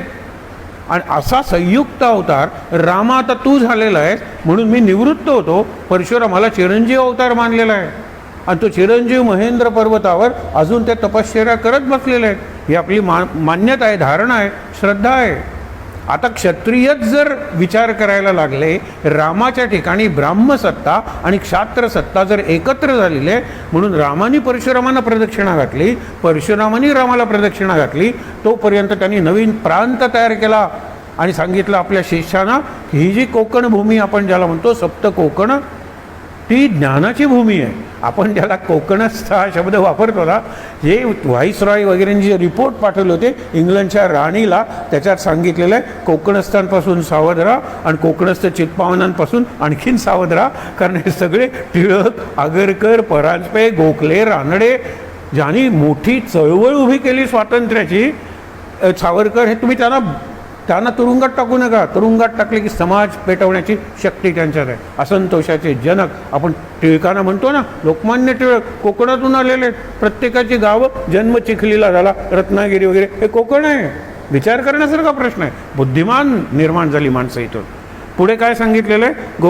गोपाळ तर आपल्याला सगळ्यांनाच माहीत आहे, पण गोपाळ म्हणजे गायींचं रक्षण करत असतो, म्हणजे इंद्रियांचं रक्षण करतो. एक फार सुंदर प्रार्थना आहे ऋग्वेदातली. ती प्रार्थना काय सांगतोय की हे गोपाला माझं सत्व काढून घे शेवटच्या थेंबापर्यंत, पण ते काढत असताना तुझा वत्सल हात माझ्या पाठीवरून फिरत राहू दे. आपण नेहमीच म्हणतो ना, कुंभार ज्या वेळेला मडकं पक्क आहे की नाही बघतो त्यावेळेला आतून हात लावतो आणि बाहेरून थापडतो, नाही तर क्रॅक जाईल की त्याला. नुसतं थापटायचं नसतं, गुरु हे करत असतो, परीक्षा बघत असतो. सदा सर्वदा देव सन्निध आहे, कृपाळूपणे अल्पधारिष्ठ पाहे. कासार आपण ज्याला कोकणीत म्हणतो, तांबट मराठीत म्हणतात, ते ठोके काढतात ना, ठक ठक ठक. पूर्वी भांड वगैरे असायचे पाणी तापायला, त्याला आतून आधार द्यावा लागायचा, नाहीतर ठोक्याच्या ऐवजी शेप किंवा पोच म्हणतो ना आपण, तरी पोचे पडतील त्याला. विचार करायला पाहिजे. आतून आधार आहे, बाहेरून परीक्षा आहे. मग माझी काय हरकत आहे? तू जर मला आतून आधार देत असेल, बाहेरून किती परीक्षा घे परमेश्वरा, हे लक्षात ठेव. पुढे काय? वासुदेव. वासुदेव आत्ताच तुम्हाला मिळेल, सगळीकडे वसून असलेला देव. 8 वसू सांगितलेले आहेत. 8 दिशांचा, प्रत्येक दिशाचा एक स्वामी आहे. म्हणून दिक्पाल, अनेक मंदिरं अष्टकोनी असतात आणि प्रत्येक दिशेला एक असा तो असतो, त्याला दिक्पाल म्हणतात. दिशांचं पालन करणारा हा वसू आहे. आणि वसूंची म्हणून आपल्या पृथ्वीला वसुधा, वसुंधरा, वसुमती ही नावं आहे. या सगळ्या वसूंचा देव तो वासुदेव आहे. आणि वासुदेव हे पद आहे, जसं राष्ट्रपती, पंतप्रधान हे पद आहे ना, तसं वासुदेव पद आहे. आणि ते पद मिळवण्यासाठी आणि सगळ्यांनी मान्यता देण्यासाठी 3 व्यक्ती प्रयत्न करत होत्या. त्यापैकी पहिला शिशुपाल, दुसरा पौंड्रक वासुदेव आणि तिसरा कृष्ण स्वतः. शिशुपालाला सगळ्यांच्या देखत राजसभेत मारलं, पौंड्रक वासुदेवाला युद्ध करून मारलं. हे दोघंजण वासुदेव आपण आहोत ते जाहीर करत होते, मीच फक्त वासुदेव आहे. आणि वसूंचा देव असल्यामुळे भीष्माचार्य हे 8वे वसू आहेत, द्यू नावाचे शापित. आणि म्हणून ते कृष्णाला कायम वासुदेव म्हणतात, तो आमचा देव आहेस रे. मी त्यावेळेला शरण गेलो नाही वसिष्ठ ऋषींना. बाकीची 7 मुलं गंगेनीच मारली ना, ते शरण गेले, कारण ते नंदिनी नावाची कामधेनू आहे ना, ओढून नेत होते. ते शरण आले वसिष्ठांना, आमची चूक झाली. 8वा वसू आहे तो शरण नाही आला. मग 7ही जणांना काय सांगितलं? तुम्हाला मनुष्य जन्म घ्यावा लागेल. तुम्ही कोण आहात? वसू म्हणजे गंधर्व वगैरे आहात. जन्म घ्यावा लागेल, पण तुम्हाला लगेच त्या जन्मातून मुक्ती मिळेल, त्या मानव जन्मातून. म्हणून गंगाच पहिली 7 मुलं टाकते ना गंगेत. गंगेत म्हणजे आपल्या कुशीत घेते. शंतनूला कळत नाही. शंतनू 8व्या वेळेला प्रश्न विचारतो, तू आई आहेस का कैदाशीण? आई आहेस का राक्षसीण? त्यावेळेला ती म्हणते, तू प्रश्न विचारलास, आता मी तुला सोडून जाणार, पण मी या मुलाला घेऊन जाते आणि योग्य वेळी तुझा मुलगा त्याच्या पराक्रमातून त्याचा परिचय करून देईल आणि तुला मिळेल. म्हणून तो पहिला गंगापुत्र गांगेय, देवव्रत आणि कठोर प्रतिज्ञा केली म्हणून भीष्म, आणि त्याप्रमाणे आचरण केलं म्हणून भीष्म आचार्य, भीष्माचार्य झाले. विचार करण्यासारखी गोष्ट आहे. आणि म्हणून सांगितले वासुदेवा, सगळीकडे वसून असलेला. ज्यावेळेला विष्णू सहस्रनाम 6 प्रश्न विचारलेत युधिष्ठिरांनी, एकमेव धर्म कुठला, त्याच्याकडे जाण्याचा पंथ कुठला, तिथे जाणारं साधन कुठलं, त्या साधनातलं सगळ्यात महत्त्वाचं कुठलं, या सगळ्याचं उत्तर म्हणून विष्णू सहस्रनाम आहे. विष्णू सहस्रनाम भीष्माच्या तोंडून आलेलं आहे महाभारतात. आणि केव्हा ते शरपंजरी असताना, ह्याला ब्रह्मतेज म्हणतात. ब्रह्मचर्याचं तेज आहे. ब्रह्मचर्याश्रम आणि ब्रह्मचर्य व्रत कन्फ्युजन करू नका. आपण नेहमी ब्रह्मचर्याश्रम म्हणजे लग्नाच्या आधीचा, ब्रह्मचर्याश्रम संपला, गृहस्थाश्रम सुरू झाला. विचार करा, ब्रह्मचर्य हे व्रत आहे, ते संसारिकाला घेता येतं, अगदी शेवटच्या क्षणापर्यंत ते पाळता येतं. ब्रह्मचर्याचं तेज आहे. शरपंजरी भीष्म पडले त्यावेळेला युधिष्ठिर एकामागून एक 6 प्रश्न विचारतो आणि त्या 6 प्रश्नाचं एकच उत्तर आहे नाम, नामस्मरण. नाम कुणाचं? त्यावेळेला ते हसून म्हणतात, कृष्णा तूच सांग की रे, तुझंच नाम आहे ते. त्यावेळेला म्हणून तुम्ही माझं नाम घेत नाही, तुम्हीच सांगा. कृष्ण समोर उभा आहे, त्याला वासुदेव म्हणतात आणि विष्णू सहस्रनाम सांगतात. हे जर मला कळलं ना, मी अगदी अनुभव सांगतोय पांडुरंगाच्या पायाशी बसून, की एक मुलगा असा अपघातात सापडला की ऑर्थोपेडिक सर्जननी सांगितलं हा मांडी घालून बसूच शकणार नाही, हा असा भीष्मासारखा पडेल आणि त्याला तसाच उभा करावा लागेल. बाबा आमटेंची एक अवस्था अशी झालेली होती, त्याला तसाच उभा करावा लागेल ना. 25 वर्षाचा, लग्न झालेलं नाही, काही नाही, इतका तेजस्वी होता तरुण. ज्या वेळेला गेलो त्यावेळेला दोन्ही पाय ट्रॅक्शनला लावलेले आणि वडील साधारणतः 70 वर्षाचे ओक्साबोक्षी रडत होते, काय माझ्या मुलाला झालं, एकुलता एक मुलगा, आणि त्याला असं व्हावं का. मी गेलो असतो अपघातात तर काही बिघडलं नसतो, मी आयुष्य जगलोय म्हणून हा जगणार आहे की. म्हटलं उद्या मी येईन त्यावेळेला एक सुंदर पुस्तक घेऊन येईन आणि तुला ते पुस्तक वाचता येईल. अर्थ आहे, विष्णू सहस्रनामाचं पुस्तक घेऊन गेलो, प्रत्येक नामाचा अर्थ दिलेला होता, या अर्थावर चिंतन कर आणि ज्या अवस्थेत लिहिलेलं आहे त्या अवस्थेत तू आहेस. त्या अवस्थेत भीष्माचार्य 54 दिवस जिवंत होते उत्तरायणाची वाट बघत. बघा ना, ते काही एकदम मेलेले नाही आहेत. 10व्या दिवशी ते पडले रथातून, बाण मारले म्हणून. 18व्या दिवशी युद्ध संपलेलं आहे. युद्धाचा निकाल काय लागतो याची उत्सुकता भीष्माचार्यांना आहे म्हणून शिबिरात ते आहेत आणि नंतर ते जगतात उत्तरायणाची वाट बघत. म्हणजे काय, व्यवस्था नको का लावायला. दुर्योधनाचं राज्य राज्य म्हणून वाईट नव्हतं, पण धर्मराज्य सुरू झालेलं आहे. आपण युधिष्ठिराला धर्मराज म्हणतो. आणि मग अस्वस्थ झालेल्या युधिष्ठिराला कृष्ण स्वस्थ करत होता, पण भीष्माचार्यांच्याकडे नेलंय आणि तुला पाहिजे तो प्रश्न विचार, आणि भीष्माचार्यांनी उत्तरं दिलेले आहेत. त्याच्यात काही प्रश्न वैवाहिक जीवनाबद्दलचे आहेत. आणि हा जर आजन्म ब्रह्मचारी आहे तर कशी उत्तरं दिलेली आहेत, आणि उत्तरं समाधानकारक दिलेली आहेत. शांती पर्व आणि अनुशासन पर्व हे भीष्म आणि युधिष्ठिर यांच्या संवादाची महाभारतातली मोठी पर्व आहेत. शांती पर्व सगळ्यात महत्त्वाचं आहे. हे ब्रह्मचर्याचं तेज आहे. हो, आपल्याला वाटतं भीष्माचार्य, आपण म्हणतो हा आधारवड आहे, आधारवड नाही, तो ध्वजदंड आहे आणि त्याला अत्यंत लवचिक फ्लेक्सिबल असा ध्वज आहे, तो कृष्ण आहे. कृष्ण आणि भीष्म म्हणून महाभारताचा ध्वज तयार होतो. शिकण्यासारखं आहे. म्हणून पुढे ऋषिकेश सांगितलंय. ऋषिक म्हणजे इंद्रिय, हृदयातला, ऋतिक वगैरे म्हणतो ना आपण, तो ऋषिकेश. आणि ऋषीतला ऋ आहे ऋषिकेश, ते तीर्थक्षेत्र आहे. त्यातला नाव ऋषिकेश का पडलं? अरे इतक्या ऋषींनी तिथे तपश्चर्या केली, इतके आश्रम बांधले, इतक्या प्रकारचे सत्संग चालले, इतक्या प्रकारचे वाद झाले. आणि वाद कसे? वादे वादे जायते तत्वबोधा, असे वाद झालेत, यज्ञ झालेले आहेत.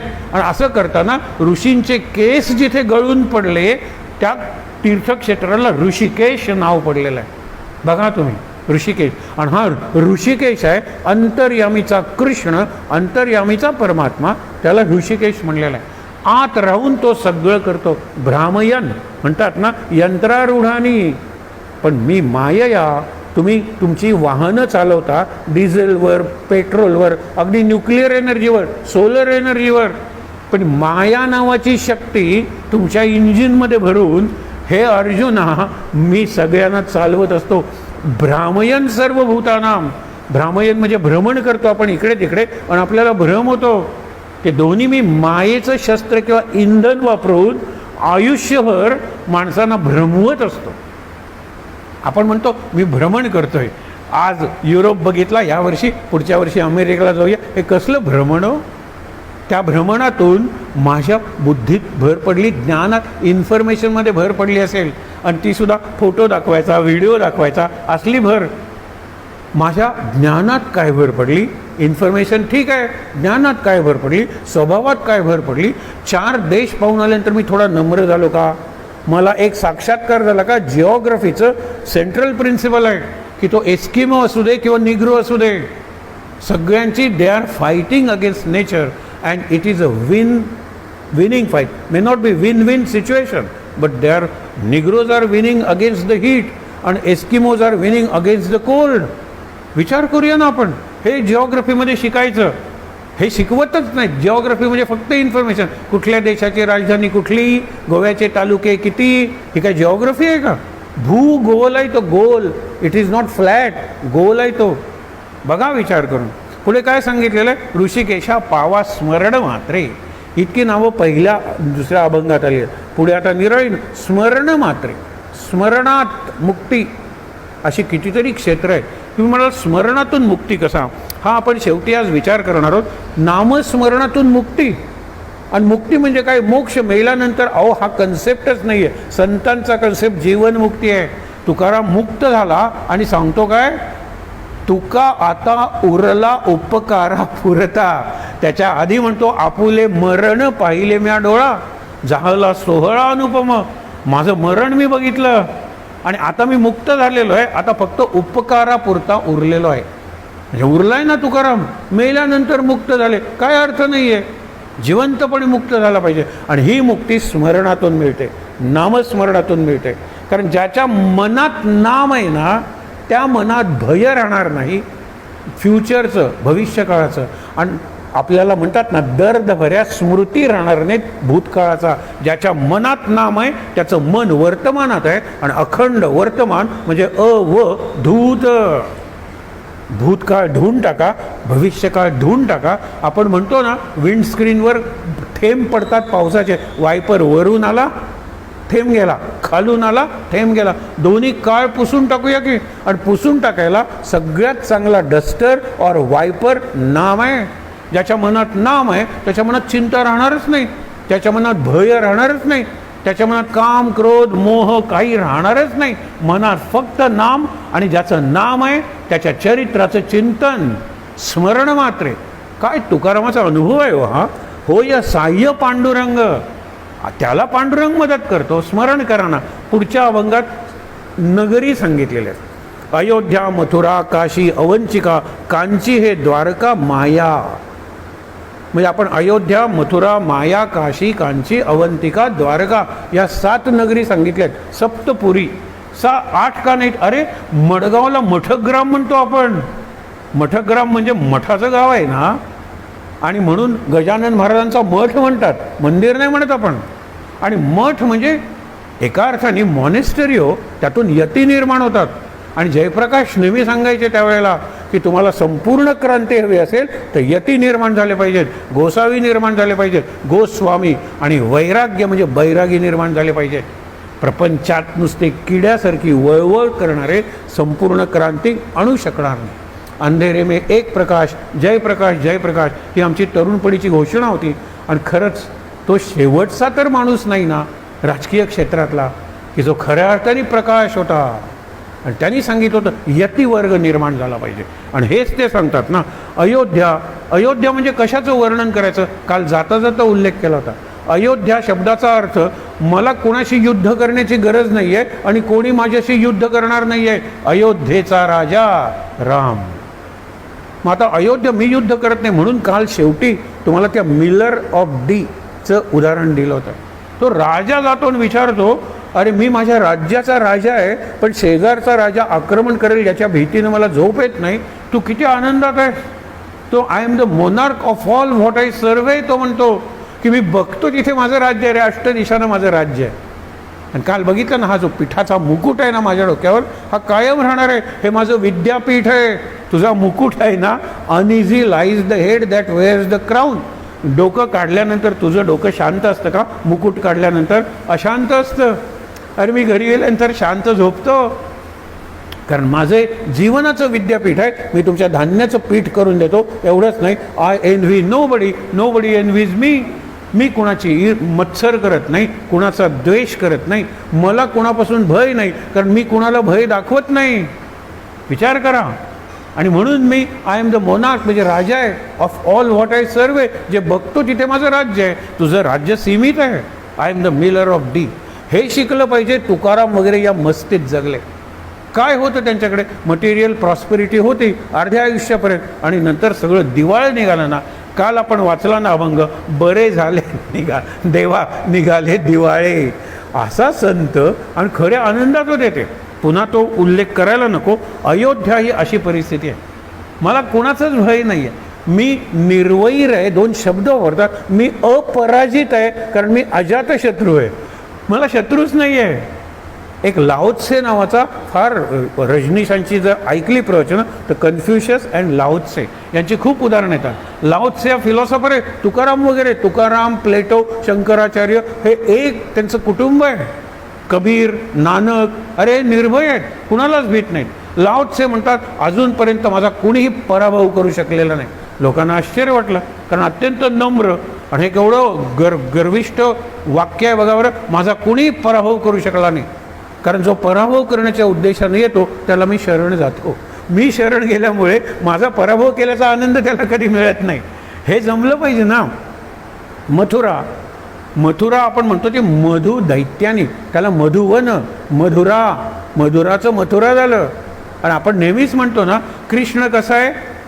नेत्रम मधुरम, कर्णम मधुरम, अधरम मधुरम, मधुराधिपते अखिलम मधुरम. कृष्ण हा मधुरापती आहे आणि कंस हा मथुरापती आहे. केवढा फरक आहे. मथुरापती कंस, आणि कंस म्हणजे ब्रॅकेट. अल्जिब्रा ज्यांनी मराठीतून शिकलेलं आहे, बीजगणित, कंस A+B² आपण म्हणतो ना, इंटू ब्रॅकेट्स. कंस मी कंस घालतो. पहिला कंस मी माणूस आहे, दुसरा ब्रॅकेट मी इंडियन आहे, तिसरा ब्रॅकेट ही माझी जात, हा माझा धर्म, ही माझी भाषा, मी एवढा शिकलो आहे, ही नोकरी. अरे किती brackets. Our life is bracketed life. पिंजऱ्यापेक्षाही ब्रॅकेट्स वाईट आहेत. हळूहळू एक एक ब्रॅकेट काढून टाकला पाहिजे. आणि मग कंसाचा कृष्णच होईल. कंसाचा वध नाही केला भागवतात, कंसाचा उद्धार केलेला आहे. विचार करा तुम्ही. म्हणून अयोध्या, मथुरा, माया, काशी, काश्यते प्रकाश्यते, ज्या नगरीतून प्रकाश बाहेर पडतो ती काशी आहे. प्रकाश कशाचा? ज्ञानाचा नक्कीच, नामाचा नक्कीच. आपण म्हणतो सुरतन जनन आणि काशीतन मरण. जगायचं असेल आरामात तर सुरतेत जा, कारण सुरतेत जेवढा बर्फी, हे मिठाया तयार होतात ना, आज ही बर्फी, उद्या ती बर्फी. हे गुजराती लोक तुम्हाला माहीत आहेत ना, फरसाण वगैरेची दुकानं ही त्यांचीच आहेत. सगळ्या प्रकारच्या मिठाया खा, एन्जॉय लाईफ, सुरतेला जा. पण मृत्यू जवळ आला तर मरायला काशीत जा, कारण काशीतलं मरण म्हणजे मुक्ती आहे. मग कशी मुक्ती आहे? शेवटचा श्वास नामात गेला, शेवटी आत शिरणारी वस्तू नाम असेल आणि तीच शेवटी बाहेर येईल, तर तुम्ही मुक्त झालात. अंते मती सागती. मग रामाचं नाम अयोध्येत जाणारा प्रत्येकजण कसा घेतो? अरे तो घेतला नाही, तो कोमात गेला असेल, पण त्याच्या शेवटच्या श्वासाला तो जो विश्वनाथ आहे, तो जो काशी विश्वेश्वर आहे, जो रामनामाचा भक्त आहे, तो कानात राम म्हणतो. म्हणून आपण म्हणतो ना, त्यांनी राम म्हणला, राम नाम सत्य आहे वगैरे आपण म्हणतो ना. काशीला तो काशी विश्वेश्वर मरणाऱ्याच्या कानात शेवटच्या श्वासाला राम म्हणतो आणि तो मुक्त होतो. म्हणजे वाराणसी क्षेत्र मुक्त क्षेत्र. कशामुळे? मुक्तीचं रामनामे करूनही. हा जो विठ्ठल आहे ना, त्यांनी डोक्यावर काय धरलं आहे? शंकराला धरलेलं आहे. ते शिवलिंग आहे. मुकुट काढल्यानंतर बघा, मुकुट नसलेले पांडुरंगाचे पंढरपूरचे फोटो बघा. विठवणे शिरी वाहिला देवराणा. अरे पण तो देवराणा म्हणजे महादेव. विठ्ठल हा वैष्णव आहे आणि तो शैव आहे. म्हणजे हरिहर मिलन त्याचं सुंदर उदाहरण विठ्ठल आहे. विठ्ठलाकडे विरोधच नाही आहे. उभं गंध लावा, आडवं गंध लावा, विठ्ठल आहे तो. त्यांनी डोक्यावर शंकराला धरलेला आहे, पण त्या शंकराच्या हृदयात रामनाम चालू आहे. रामदास म्हणतात विठ्ठल मान्य आहे, विठ्ठलाच्या डोक्यावर शंकर मान्य आहे, पण डोक्यावर असलेल्या शंकराच्या मनात रामनाम चालू आहे. हे तुम्ही मान्य का नाही करत? कारण शेवटी ते रामनामाबद्दलच सांगणार आहेत. पुढे बघा, मथुरा, काशी, अवंतिका. अवंतिका म्हणजे उज्जैन. उज्जैनचं काय फक्त महाकालेश्वर मंदिर बघायचं? त्याचा एक जर आपण बघितला महत्त्वाचा विशेष काय, तर ज्याला आपण रेखांश म्हणतो, अक्षांशाचे रेखांशाचे वस्त्र विणिले पांडुरंगे, अक्षांश आणि रेखांश. रेखांश म्हणजे लॉन्जिट्यूड, अक्षांश म्हणजे लॅटिट्यूड्स. या काल्पनिक रेखा आहेत पृथ्वी समजून घ्यायला. आणि प्रत्येक लॉन्जिट्यूडला 4 मिनिटं बदलतात. असा सगळा 24 तास या पृथ्वीच्या पाठीवर, ज्याला स्टँडर्ड टाईम म्हणतात ना, आपली स्टँडर्ड टाईम आपण काशी धरलेली आहे. आणि दॅट इज 86 लॉन्जिट्यूड वगैरे असं काहीतरी असेल.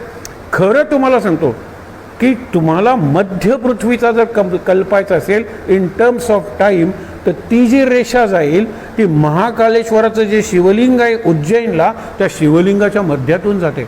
हा जिओग्राफीचा चमत्कार समजू नका, ते गणित आहे. पूर्वीचे मूर्तिशास्त्र आणि आपलं मंदिरशास्त्र, त्यांनी अशाच ठिकाणी तो महाकालेश्वराचं शिवलिंग आहे, त्यातून जर अशी लॉन्जिट्यूड काढली तर असे टाईमच्या, आपण म्हणतो ना टाईम सेक्टर 2 भाग होतात. इकडचा आता आपण GMT वगैरे म्हणतो, ग्रीनिच मीन टाईम, सोडा, तिथे सुंदर 2 भाग होतात. म्हणून त्याला कालेश्वर नाही, महाकालेश्वर म्हणलेलं आहे. आता पुढे अवंतिका म्हणजे उज्जैन, विक्रमादित्याची राजधानी आहे. आणि विक्रमादित्याचं सिंहासन हे न्यायाचं सिंहासन आहे. अशी एक टेकडी उभं होतं आणि त्याच्यावरून एक न्याय देत होता. आणि चाणक्य जातोय तिथून, तो म्हणतो हा मुलगा काय सुंदर न्याय देतोय. अरे खाली विक्रमादित्याचं सिंहासन आहे आणि त्याला पुढे चंद्रगुप्त पहिला किंगमेकर आहे एका अर्थाने चाणक्य. चंद्रगुप्त आपला बसला ना राजा, आणि त्या धनानंदाला, उन्मत्त राजाला फरफटत नेलं ना पाटलीपुत्र किंवा मगधाच्या रस्त्यावरून. विचार करूया आपण, हे जमलं पाहिजे. त्या विक्रमादित्याचा त्यांनी अयोध्येत रामाचं स्थान सोडून तिथे मंदिर बांधलं. त्या मंदिराचा विध्वंस बाबराने केला. आणि आता मंदिराच्या कितीतरी खुणा मिळत आहेत आणि आहेच तिथे मंदिर होतं, ते त्यांनी शोधून काढलं. तो मुद्दामून अयोध्येचा शोध विक्रमादित्याने कसा घेतला? मी सूर्यवंशातला राजा आहे आणि सूर्यवंशाचा मुख्य म्हणजे राम. तो राम कुठे जन्म झाला माहीत नाही. अयोध्येत सुद्धा लोक म्हणते इथे जन्माला, पण नक्की स्थान मिळत नाही आहे. मग ती कथा निर्माण झाली की उज्जैनला तुझ्याकडे जा, एक ब्राह्मण आहे, अत्यंत सात्विक आहे, त्याच्याकडे गाय आहे कामधेनूसारखी, त्या गायीला प्रसन्न कर आणि गायीच्या मागे जा. अयोध्येत गाय आल्यानंतर एके ठिकाणी तिच्या स्तनातून दूध आपोआप गायला लागेल, ती अभिषेक करेल दुधाचा, ती जागा रामाचं जन्मस्थान.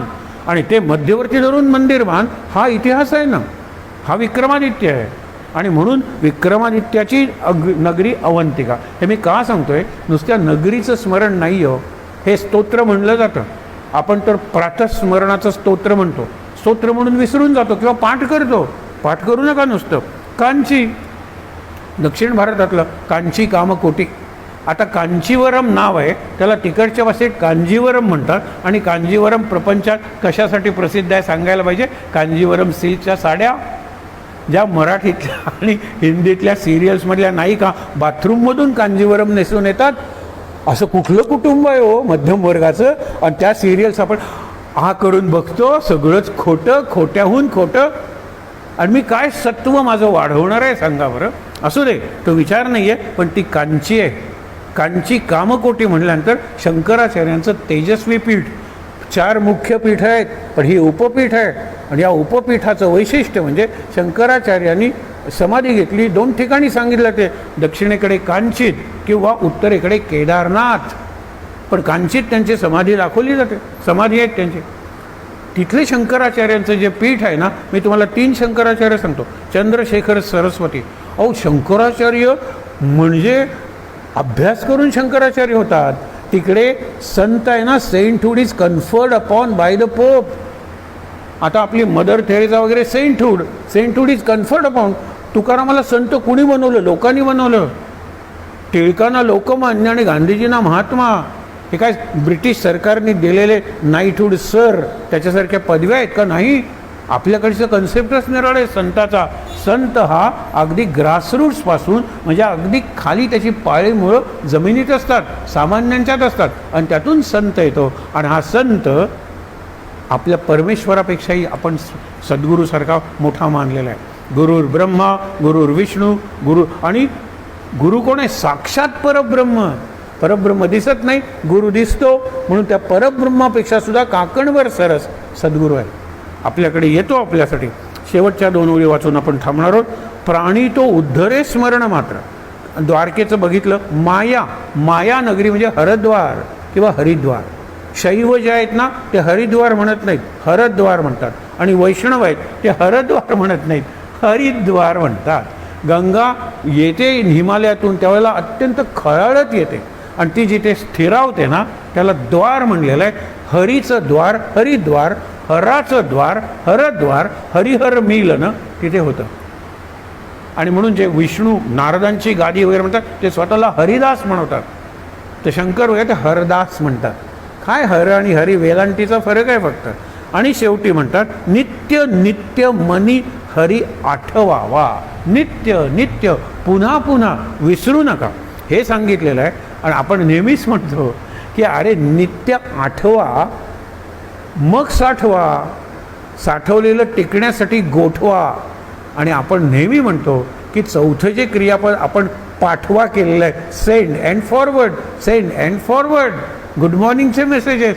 एका शाळेच्या चांगल्या मुख्याध्यापकाला विचारलं, अरे आज तू गुड मॉर्निंगचा मेसेज माझ्याकडे नाही आहे, मला दाखवला, कारण व्हॉट्सॲपवर वगैरे आम्ही नाही आहोत, म्हणून चांगला वेळ मिळतो वाचनाला आणि विचार करायला, पण घरातल्या इतरांच्याकडे आहेत ना.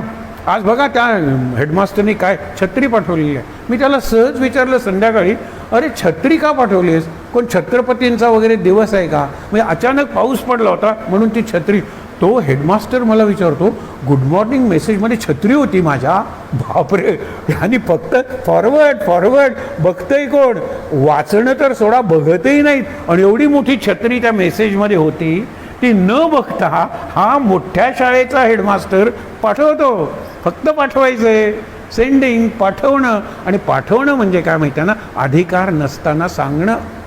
त्याचा अधिकार आहे, तो नाम आठवेल, आठवून गोठवेल, गोठवून साठवेल किंवा साठवून गोठवेल, आणि मग त्याच्यातून नाम बाहेर पडेल, ते इतरांपर्यंत पोचेल. म्हणून विचार करूया आपण. आणि शेवटी तुका म्हणे ऐसा नामाचा महिमा. हा नामाचा महिमा आहे. ही तर फक्त आज आपण बघितली ती नावं नगरींची बघितली, आणि पहिल्यांदा त्यांनी केशव वामन विष्णू ही बाकीची सांगितली. आता राजांची नावं येणार आहेत, ऋषींची नावं येणार आहेत, अरे नद्यांची नावं येणार आहेत. त्यांचं स्मरण करा. आपण नुसतं गंगा भागीरथी पहिला तांब्या घेतला की गंगा भागीरथीचं आठवण करायची, आणि नंतर सगळी गाणी आपल्याला येतात. ती म्हणण्याची हक्काची जागा म्हणजे काय, बाथरूम. आणि बाथरूममध्ये लाज जाण्यासारखं काही नसतंच ना अंगावर. हो, वाटेल तशी गाना आहे या न गाय, गाना चाहिए. हा, बाथरूम ही गाण्यासाठी आपण करून टाकलेली आहे. तसं गाऊ नका. हरीचं नाम नित्य ऐसा नामाचा महिमा, राहील जो नेमा तोची धन्य. नेमा म्हणजे नेमून दिलेलं नाही, नेमून घेतलेलं. हा केवढा फरक आहे. गुरुदेव रानडे त्यांच्या पंथात कट्टाचा नेम म्हणतात. नेम म्हणजे नामाचा संकल्प. 2:30 वाजता उठतात ती मंडळी, 2:30 ते 6 वाजेपर्यंत किंवा 3 ते 6 नक्की तोंडावर शाल वगैरे घेऊन नाम म्हणत असतात. अरे सकाळचे 3 तास, हे तर ब्राह्ममुहूर्ताच्या आधीचा मुहूर्त, त्याला प्रज्ञामुहूर्त म्हणतात. बुद्धीला अत्यंत चांगला, उपासनेला चांगला तो ब्राह्ममुहूर्त. आणि मग सूर्योदय, तोही मुहूर्त वाईट नाही आहे, पण त्याच्या आधीचे मुहूर्त येते. आणि तिथे कट्ट, कट्ट म्हणजे नुसता हट्ट नाही आहे, तर निग्रह आहे, निर्णय आहे, निश्चय आहे, निर्धार आहे, निग्रह आहे. आणि निग्रहाशिवाय अनुग्रह नाही हो. अनुग्रह गेलो आणि घेतला, अनुग्रही घेण्याची गोष्ट नाही, अनुग्रही होण्याची गोष्ट आहे. मी गेलो तिथे आणि माझ्यावर ते प्रसन्नच झाले. का प्रसन्न झाले मला माहीत नाही. त्यांनी कवित्वाचा महाप्रसाद म्हणून त्या फडके बुवांना पाठवला की तुम्ही मला भेटायला येऊ शकत नाहीत, तुमचे पाय अपंग झालेले आहेत, शक्ती नाही आहे त्याच्यात, पण मी तुम्हाला कवित्वाचा महाप्रसाद दिलेला आहे, करा काव्य. आणि पुढे महाराजांचं जे चरित्र आहे गोंदवलेकर महाराजांचं, ते या फडके बुवांच्या माध्यमातून आलं ना. हा प्रसाद दिला जातो, हा अनुग्रह केला जातो. अनुग्रह घेणं हा एक उपचार आहे, फॉर्मॅलिटी आहे, ती घ्या ना, हरकत नाही. अनुग्रह प्रत्येक क्षेत्रात मिळतो, पण अनुग्रह होणं महत्त्वाचं आहे. अशा कितीतरी घटना आपल्या जीवनात असतात ज्यावेळेला त्या शक्तीचा अनुग्रह झालेला असतो, पण कधी आपले डोळे बंद असतात तर कधी कान बंद असतात. डोळे बंद असणाऱ्याचं एक उदाहरण फक्त देतो आणि सांगतो. बऱ्याच वेळेला ह्याला काय म्हणतात, दैव देतं पण कर्म नेतं. चिंतामणी शोधण्यासाठी एक माणूस निघालाय मण्यांच्या राज्यात. ज्ञानेश्वर सांगतात, अरे मण्यांचं राज्य आहे, सगळीकडे मणीच मणी, हा तेजस्वी, हा तांबड्या रंगाचा, हा निळ्या रंगाचा, सगळे मणी आहेत. आणि चिंतामणी म्हणजे काय? मणी हातात धरा आणि मनात चिंतन करा, जे चिंताल ते देतो तो मणी, चिंतामणी. हा प्रत्येक वेळेला घेतो आणि काहीतरी मागतो, मिळत नाही, टाकून देतो. त्याला प्रेशस स्टोन्स नको आहेत, त्याला चिंतामणी पाहिजे. आणि नंतर सरळ रस्ता आहे, हा इतकं चालून आलेला आहे, थकलाय, दमलाय, कंटाळलाय, त्याच्या मनात एक विचार येतो. का विचार येतो? काय येतो? अरे सरळ रस्ता आहे, आंधळी माणसं कशी चालत असतील, आपण बघूया का आपल्याला चालता येते का? म्हणून डोळे मिटून तो चालायला लागतो. चिंतामणी वाटेत असतो, चिंतामणी ओलांडून जातो, पुन्हा त्याला चिंतामणी मिळणार नसतो. हे का झालं? आपलं असं होतं का?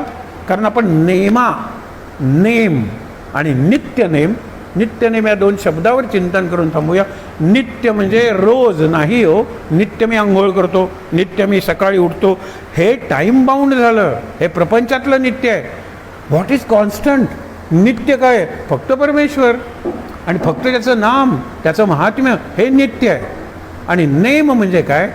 नेम म्हणजे फक्त नाम नाही, नेम म्हणजे नियम नाही, नेम म्हणजे एम, टार्गेट आहे बरोबर. आणि त्या लक्ष्यावर रामोद्वीर नाभी संधते, रामाचा बाण एकदाच जातो लक्ष्यावर, रामाला दुसरा बाण मारावा लागत नाही, त्याला आपण रामबाण म्हणतो.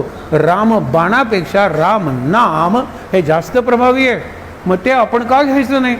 साधी गोष्ट आहे. आणि म्हणून एक रूपक, अशी अनेक रूपकं उपनिषदात आहेत की देहाचं धनुष्य आहे, मनाची दोरी आहे आणि श्वासाचे बाण आहेत. आणि प्रत्येक बाण ब्रह्माला किंवा माझ्या सद्गुरूंना आणि ह्यांना जाऊन वेध घेतला पाहिजे, त्यांना आवडतं. म्हणजे देहाचं धनुष्य आहे, मनाची प्रत्यंच्या दोरी आहे, श्वास तर चालूच आहे, पण प्रत्येक श्वास हा बाण आहे आणि तो बाण लक्ष्यावर मारायचा आहे. आणि लक्ष्य म्हणजे आनंद, लक्ष्य म्हणजे मुक्ती, शांती, समाधी.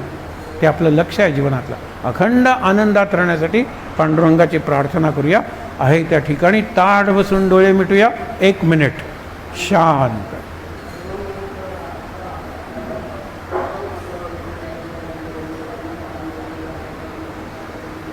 सदा सर्वदा हा श्लोक म्हणूया आणि नेहमीचा शांतीपाठ म्हणूया. ओम सहनाववतु. सगळ्यांनी बरोबर म्हणायचं.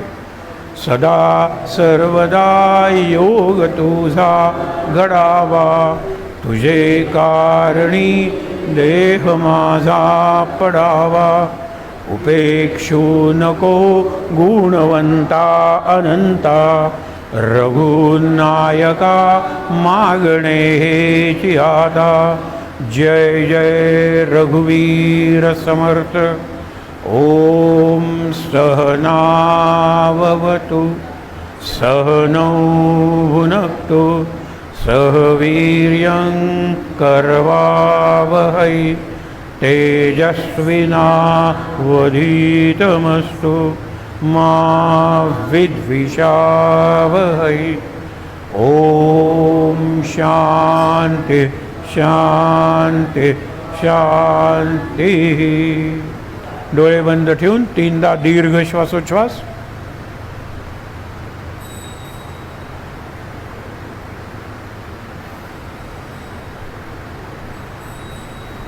हातावर हात चोळायचे आणि ते चेहऱ्यावर, डोळ्यांवर असे चोळायचे. अगदी सावकाश डोळे उघडून समोरचा हनुमंत आणि विठ्ठल रखुमाई यांचं दर्शन घ्यायचं आहे. आणि इथे जमलेल्या सर्व भक्त साधकांना नमस्कार करायचा आहे. शांत आनंद. महाराज महाराज महाराज ब्रह्मचैतन्य महाराज सद्गुरू.